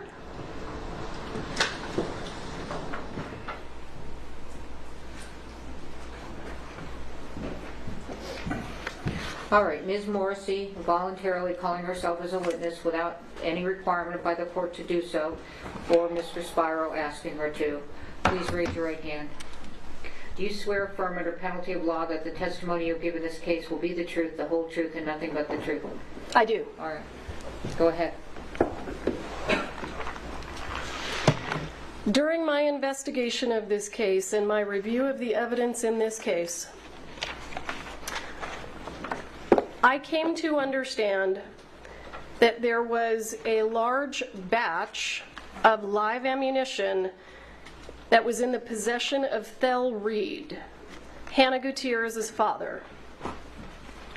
I also understood from all of the evidence and testimony that a portion of that batch of ammunition that belonged to Thel Reed was taken by Thel Reed and Seth Kinney to the 1883 Cowboy Training Camp. When that was over, leftover ammunition was taken back to PDQ Props. Seth Kinney took some of the ammunition from that container that he had brought back from Texas and turned it into the sheriff's department. And it appeared to me that he did it to try to exonerate himself.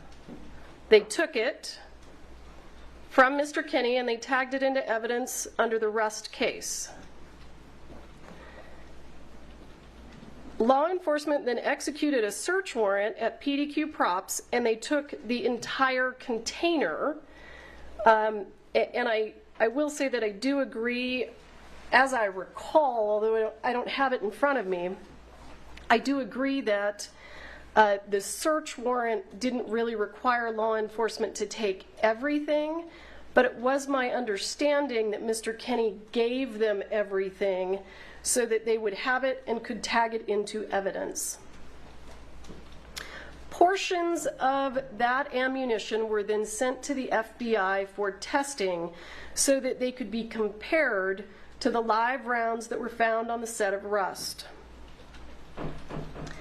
The FBI testing demonstrated that the live rounds that were taken from PDQ Props that were originally in Texas did not match the live rounds on the set of Rust. And that's testimony that we heard during the Gutierrez trial. So what ended up happening was Mr. Bowles, Ms. Gutierrez's lawyer, put Mr. Teskey on a witness list and was intending to call him as a witness to the Gutierrez trial. I conducted a pretrial interview of Mr. Teskey, and I want to back up. I did at this point have some understanding that Mr. Teskey had had contact with law enforcement regarding these rounds that he still had in Arizona. So these are rounds that never left Arizona. They were always in the possession of Thel Reed and Troy Teskey. They never went to Texas. They never came to New Mexico. That's what all of the evidence indicated. So I understood that Detective Hancock had communication with Mr. Teskey about trying to get those rounds, and Detective Hancock was unable to get those rounds from Mr. Teskey.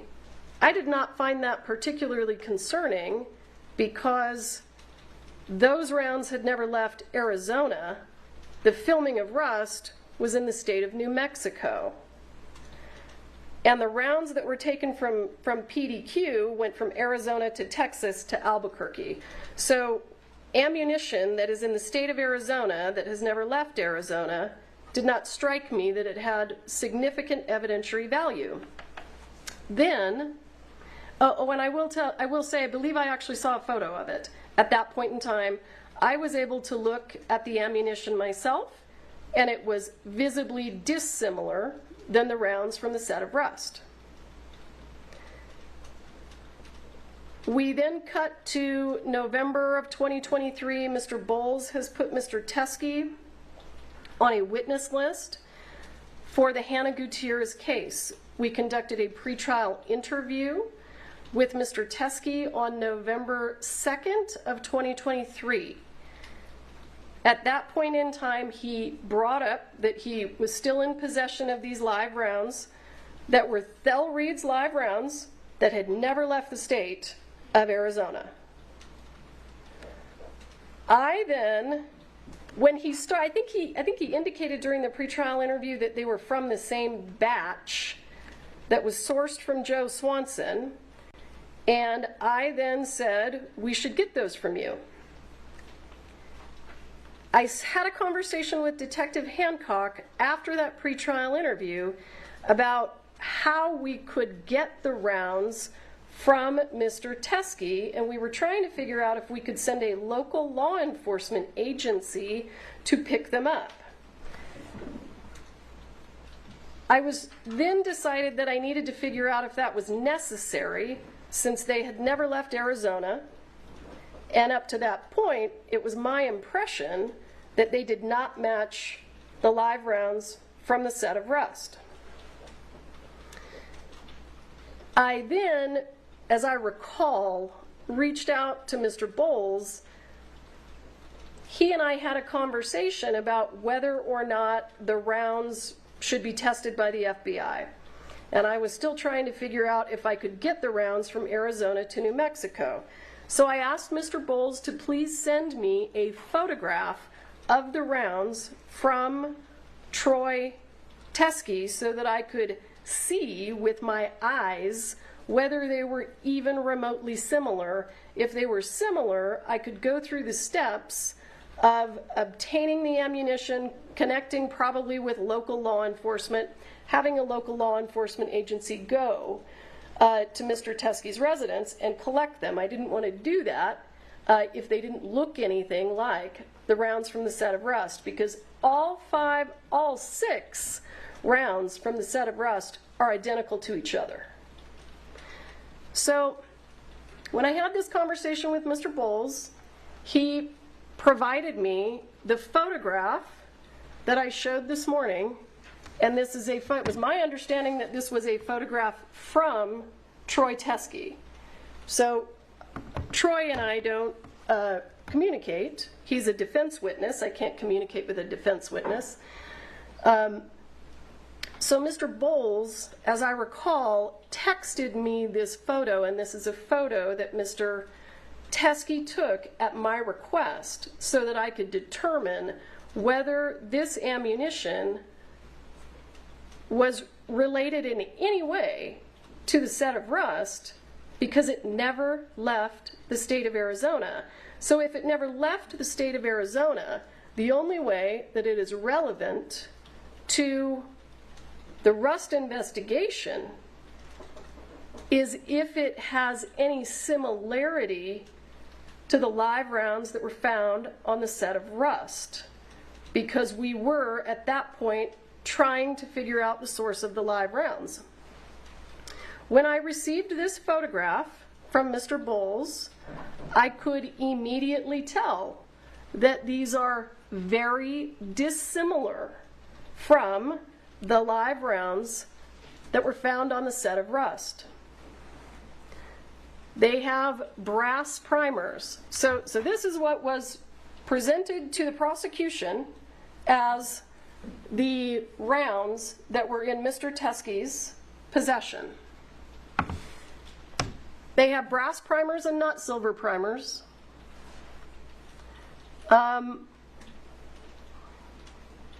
One of them, the one on the left, appears to be a Starline brass casing, but they have truncated cone projectiles. We had seen ammunition that looked exactly like this, not exactly, but very, very similar, and that ammunition was the ammunition that was collected from the Sheriff's Department and went to the FBI for testing and was determined not to be similar in any way to the live rounds on the set of Rust. So when I saw this photograph, I could see that it was not at all similar to the live rounds on the set of Rust, and I decided not to take any steps to collect this ammunition because it was in Arizona, had never come to New Mexico, and didn't match the live rounds on the set of Rust. So what ends up happening is Mr. Teskey is called to New Mexico by Mr. Bowles to testify at the Gutierrez trial. And you can hear on the video that the court heard Mr. Teskey say, the defense attorney, that's not me, asked him to bring samples of that ammunition. According to Mr. Teskey, he brought the samples of the ammunition, showed them to the defense attorney, and the defense attorney said, I don't want those. I'm not going to use those. And by the way, I'm not going to call you as a witness. So Mr. Teskey sat in court during the trial,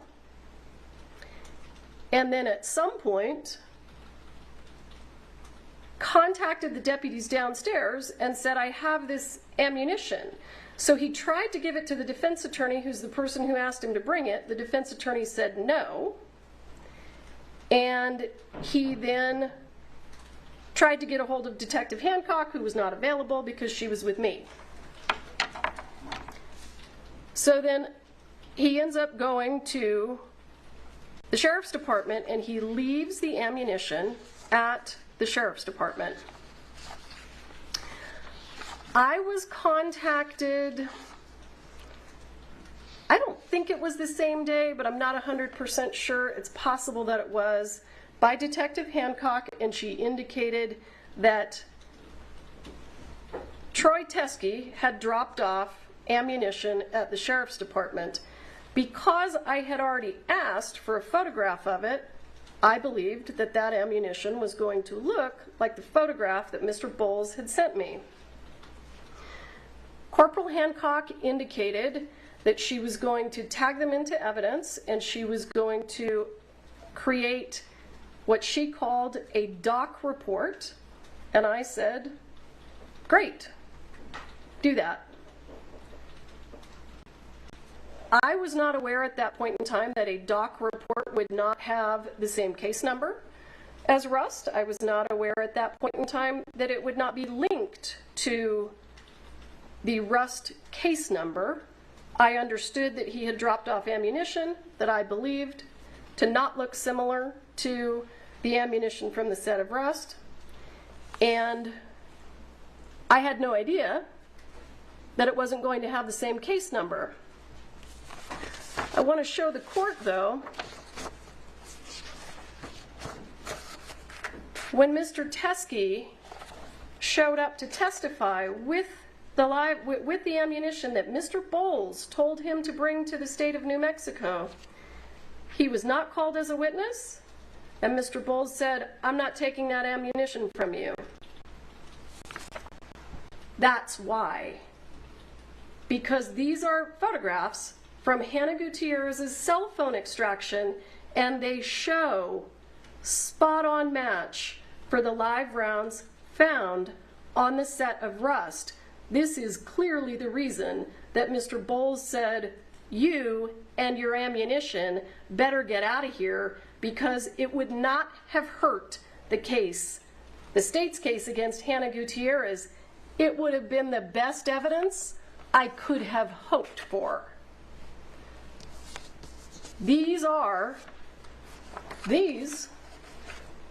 look exactly like the ammunition, the actual ammunition that we have in evidence, and they do look like the 3 rounds that are in that envelope.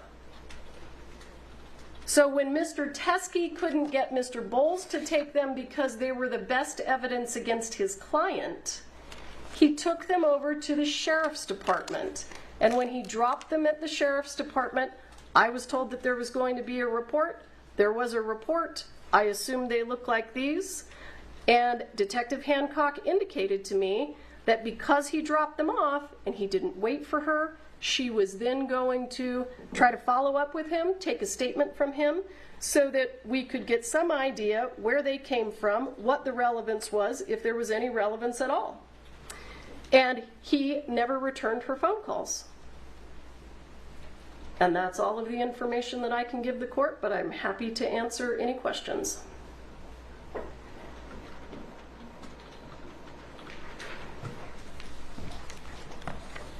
May I ask a few questions, Your Honor?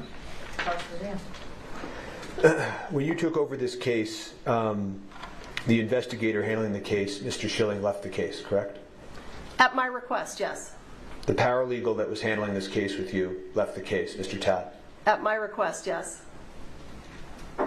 Well, the first prosecutor that was working with you on this case, you selected, correct? I did. And he resigned too? I wouldn't say that he resigned, no. Okay. He didn't stay on the case for the Alec Balwin trial, correct? No, and he indicated that that was because he represented a labor union, that's a national labor union, and he was not expecting the trial to be set so quickly. He wasn't expecting it to be set in July. So when he realized that the trial was going to be set in July, he was going to be in collective bargaining agreements for his national labor union, and he wasn't going to be able to have enough time. Erlinda Johnson, the next prosecutor selected, resigned from the case today? She did. Based in part on the conduct we're here discussing, correct?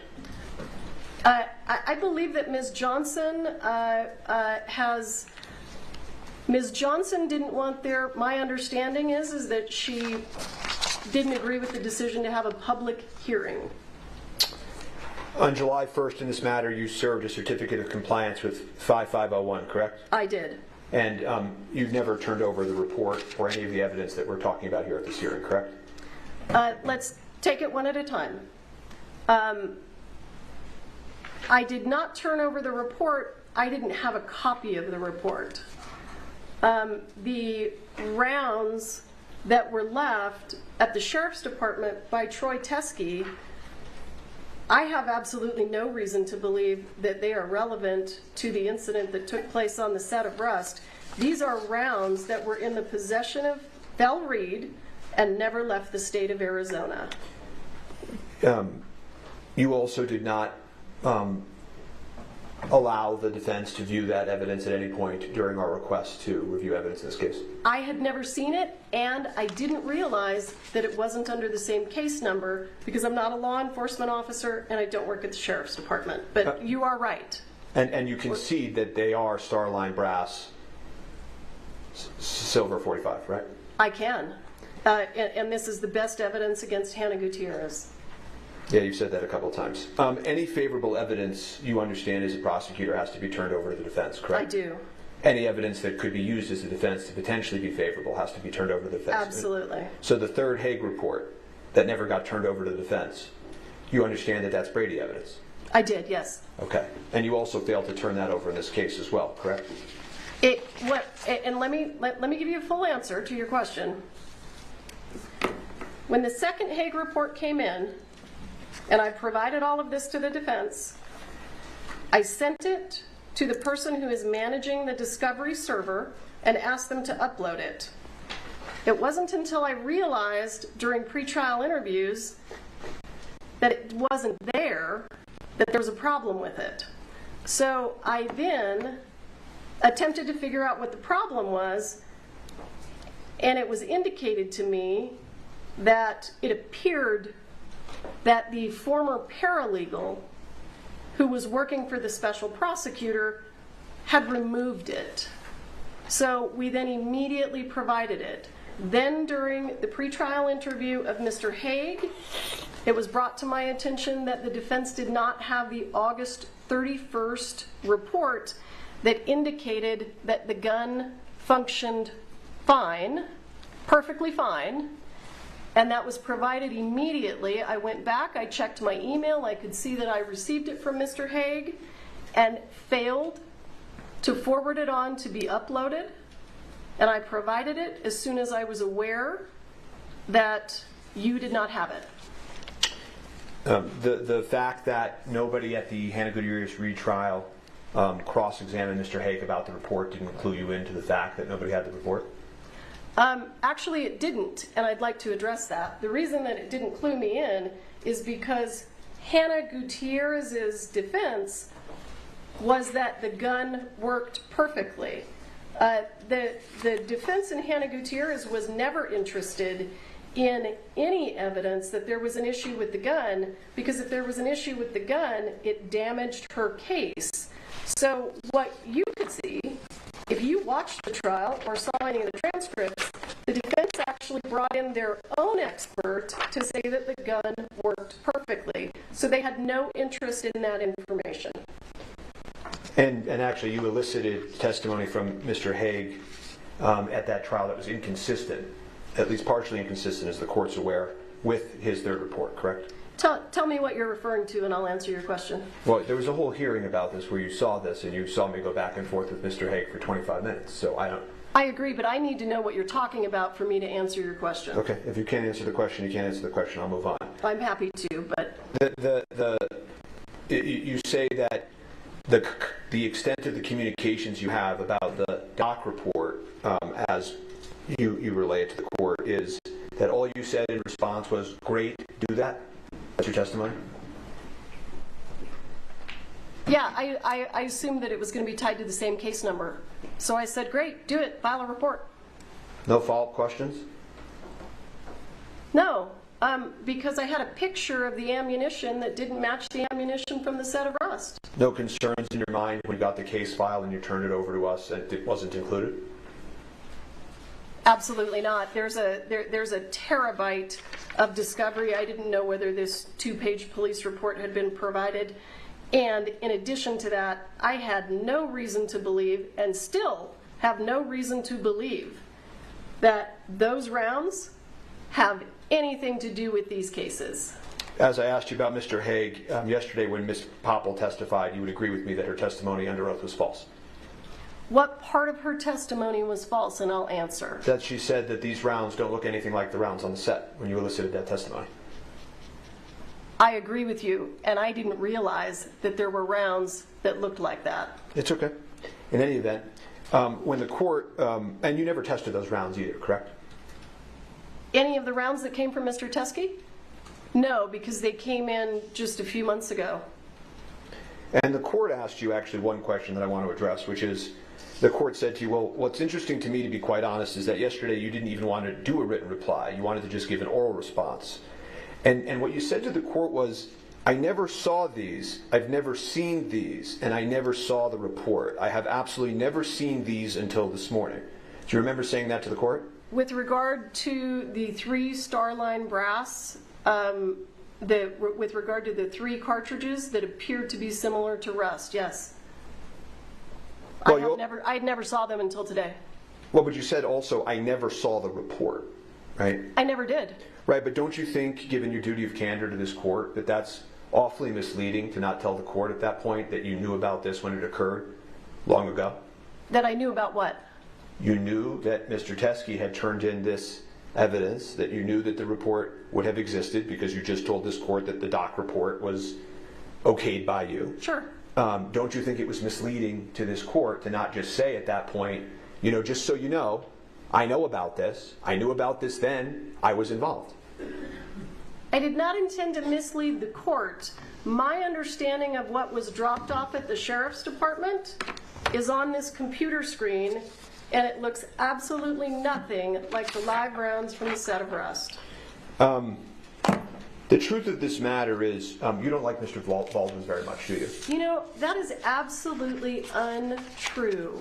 I actually really appreciate Mr. Baldwin's movies. I really appreciated the acting that he did on Saturday Night Live, and I really appreciate his politics. You told one of the witnesses who disagreed with you during an interview that you thought Mr. Baldwin was a cocksucker. I do not recall saying that. I know that that was something that Mr. Baldwin would say on the set of Rust. I don't recall saying that. Do you deny that under oath? Without having more information, I can tell you that I do not recall ever saying that. And if I did say it, I invite you to point it out to me. You called him an arrogant prick to another witness. To who? To what witness? I'm asking you, did you call him an arrogant prick during a witness interview? I don't believe I did. I don't recall. Do you deny that? Without knowing what you're talking about? All I can tell you is that I can't respond if I don't know what you're talking about. And you said also to witnesses that you would teach him a lesson. I never said to witnesses that I would teach him a lesson. Absolutely not. In fact, Mr. Spiro, I want to give a full response to your question. I made every effort in this case to resolve this case with your client in a very favorable way for him. All right, I'm going to move to strike this. It's not responsive. It is responsive. I don't want to talk about plea negotiations. Yeah, and it's not responsive. So I have no further questions. All right, do you have any follow-up testimony? All right. I want to say I have no recollection of calling him any of those names. I have invited the defendant to tell me what he's talking about, and he has declined. I want the court to take notice of that. Thank you. You may step down. All right, any other witnesses? No, Your Honor. All right, argument, let's not, 15 minutes aside sufficient? I don't even think that is necessary, frankly. Do you want to make argument? Further argument. Nope. All right. I don't think either side needs further argument on this. All right.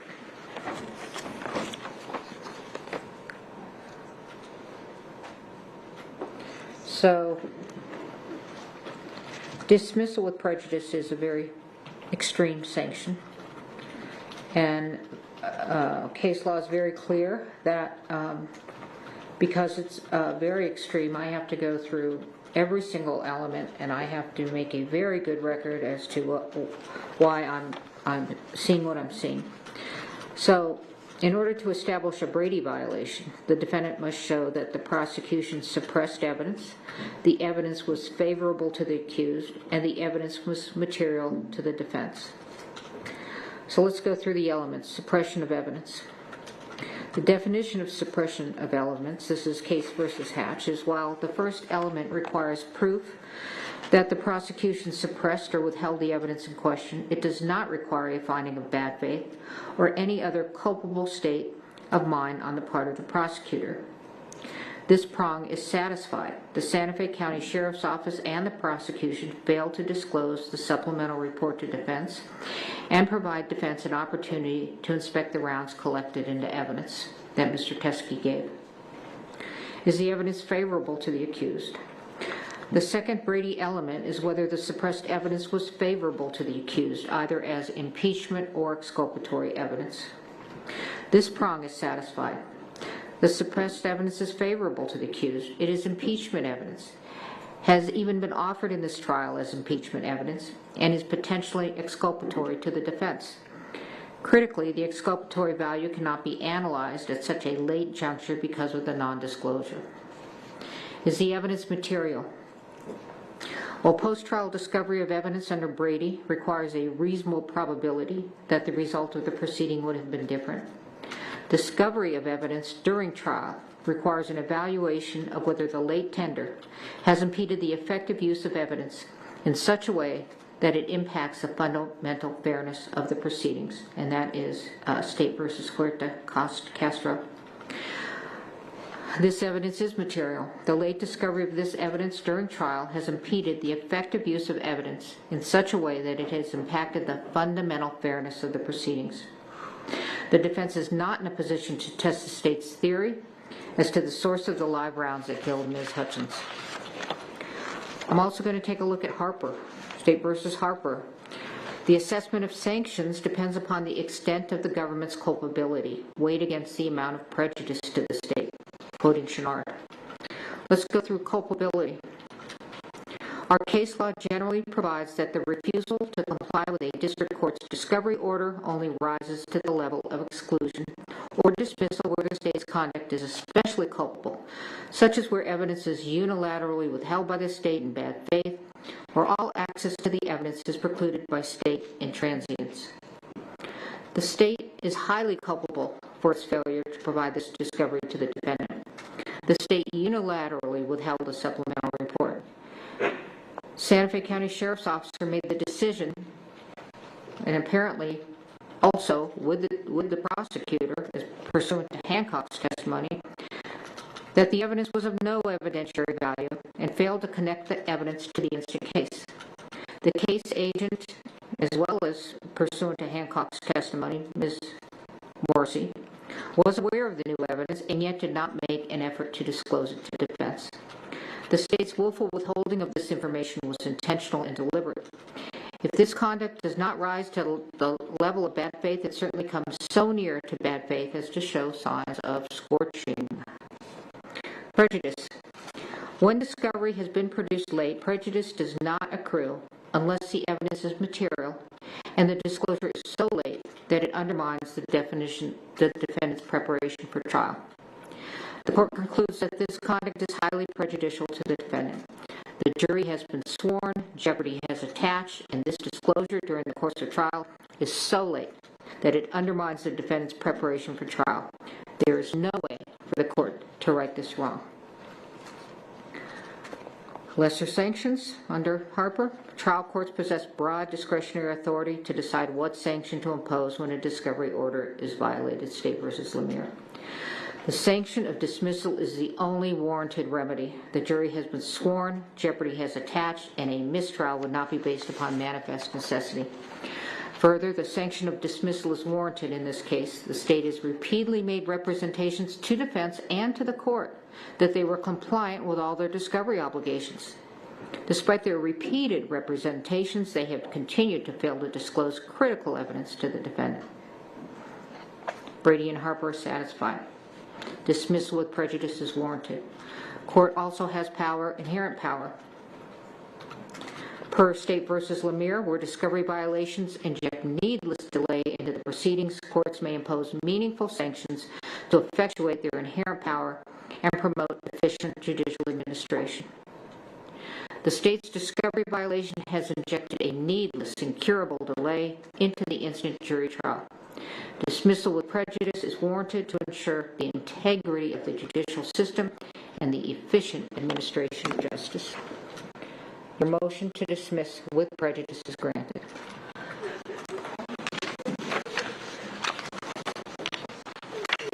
Now, with respect to the jury, I don't imagine you all want to return on Monday. I will take care of the jury. Thank you. We are in recess.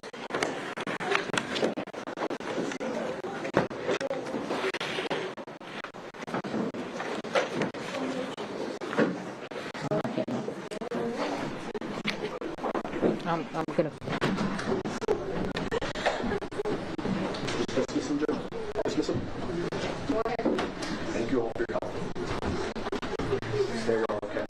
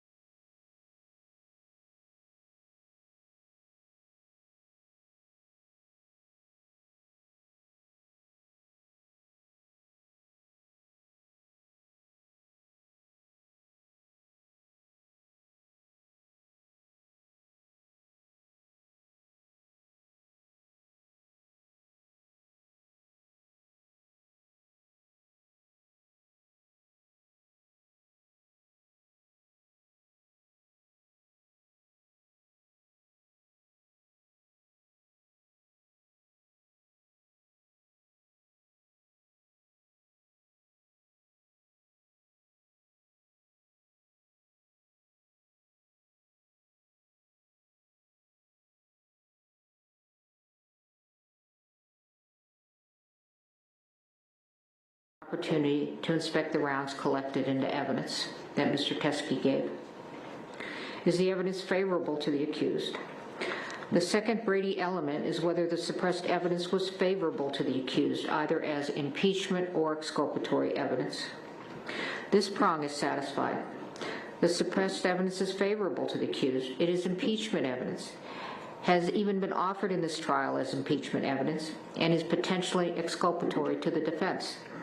Critically, the exculpatory value cannot be analyzed at such a late juncture because of the nondisclosure. Is the evidence material? While post-trial discovery of evidence under Brady requires a reasonable probability that the result of the proceeding would have been different, discovery of evidence during trial requires an evaluation of whether the late tender has impeded the effective use of evidence in such a way that it impacts the fundamental fairness of the proceedings, and that is State versus Huerta Castro.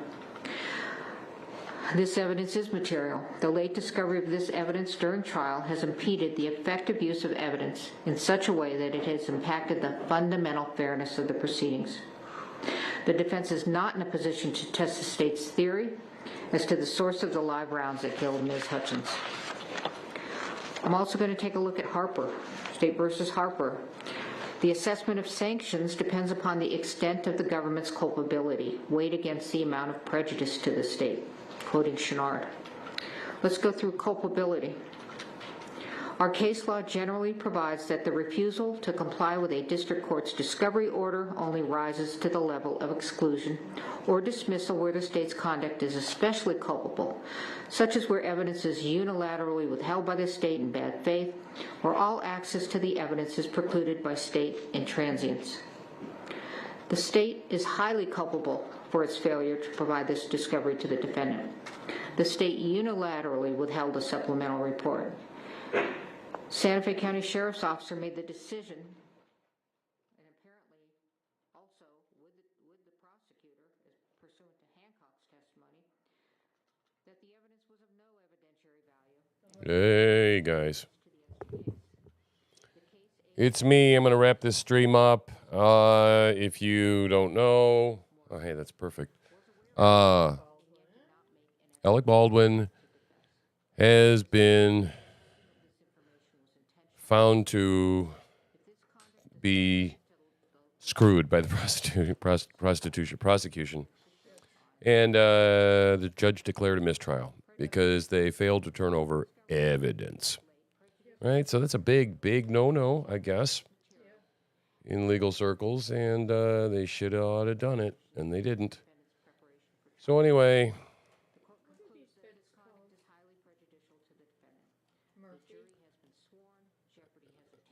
We enjoyed having you. Thanks very much for being here. I'm TruthSlinger.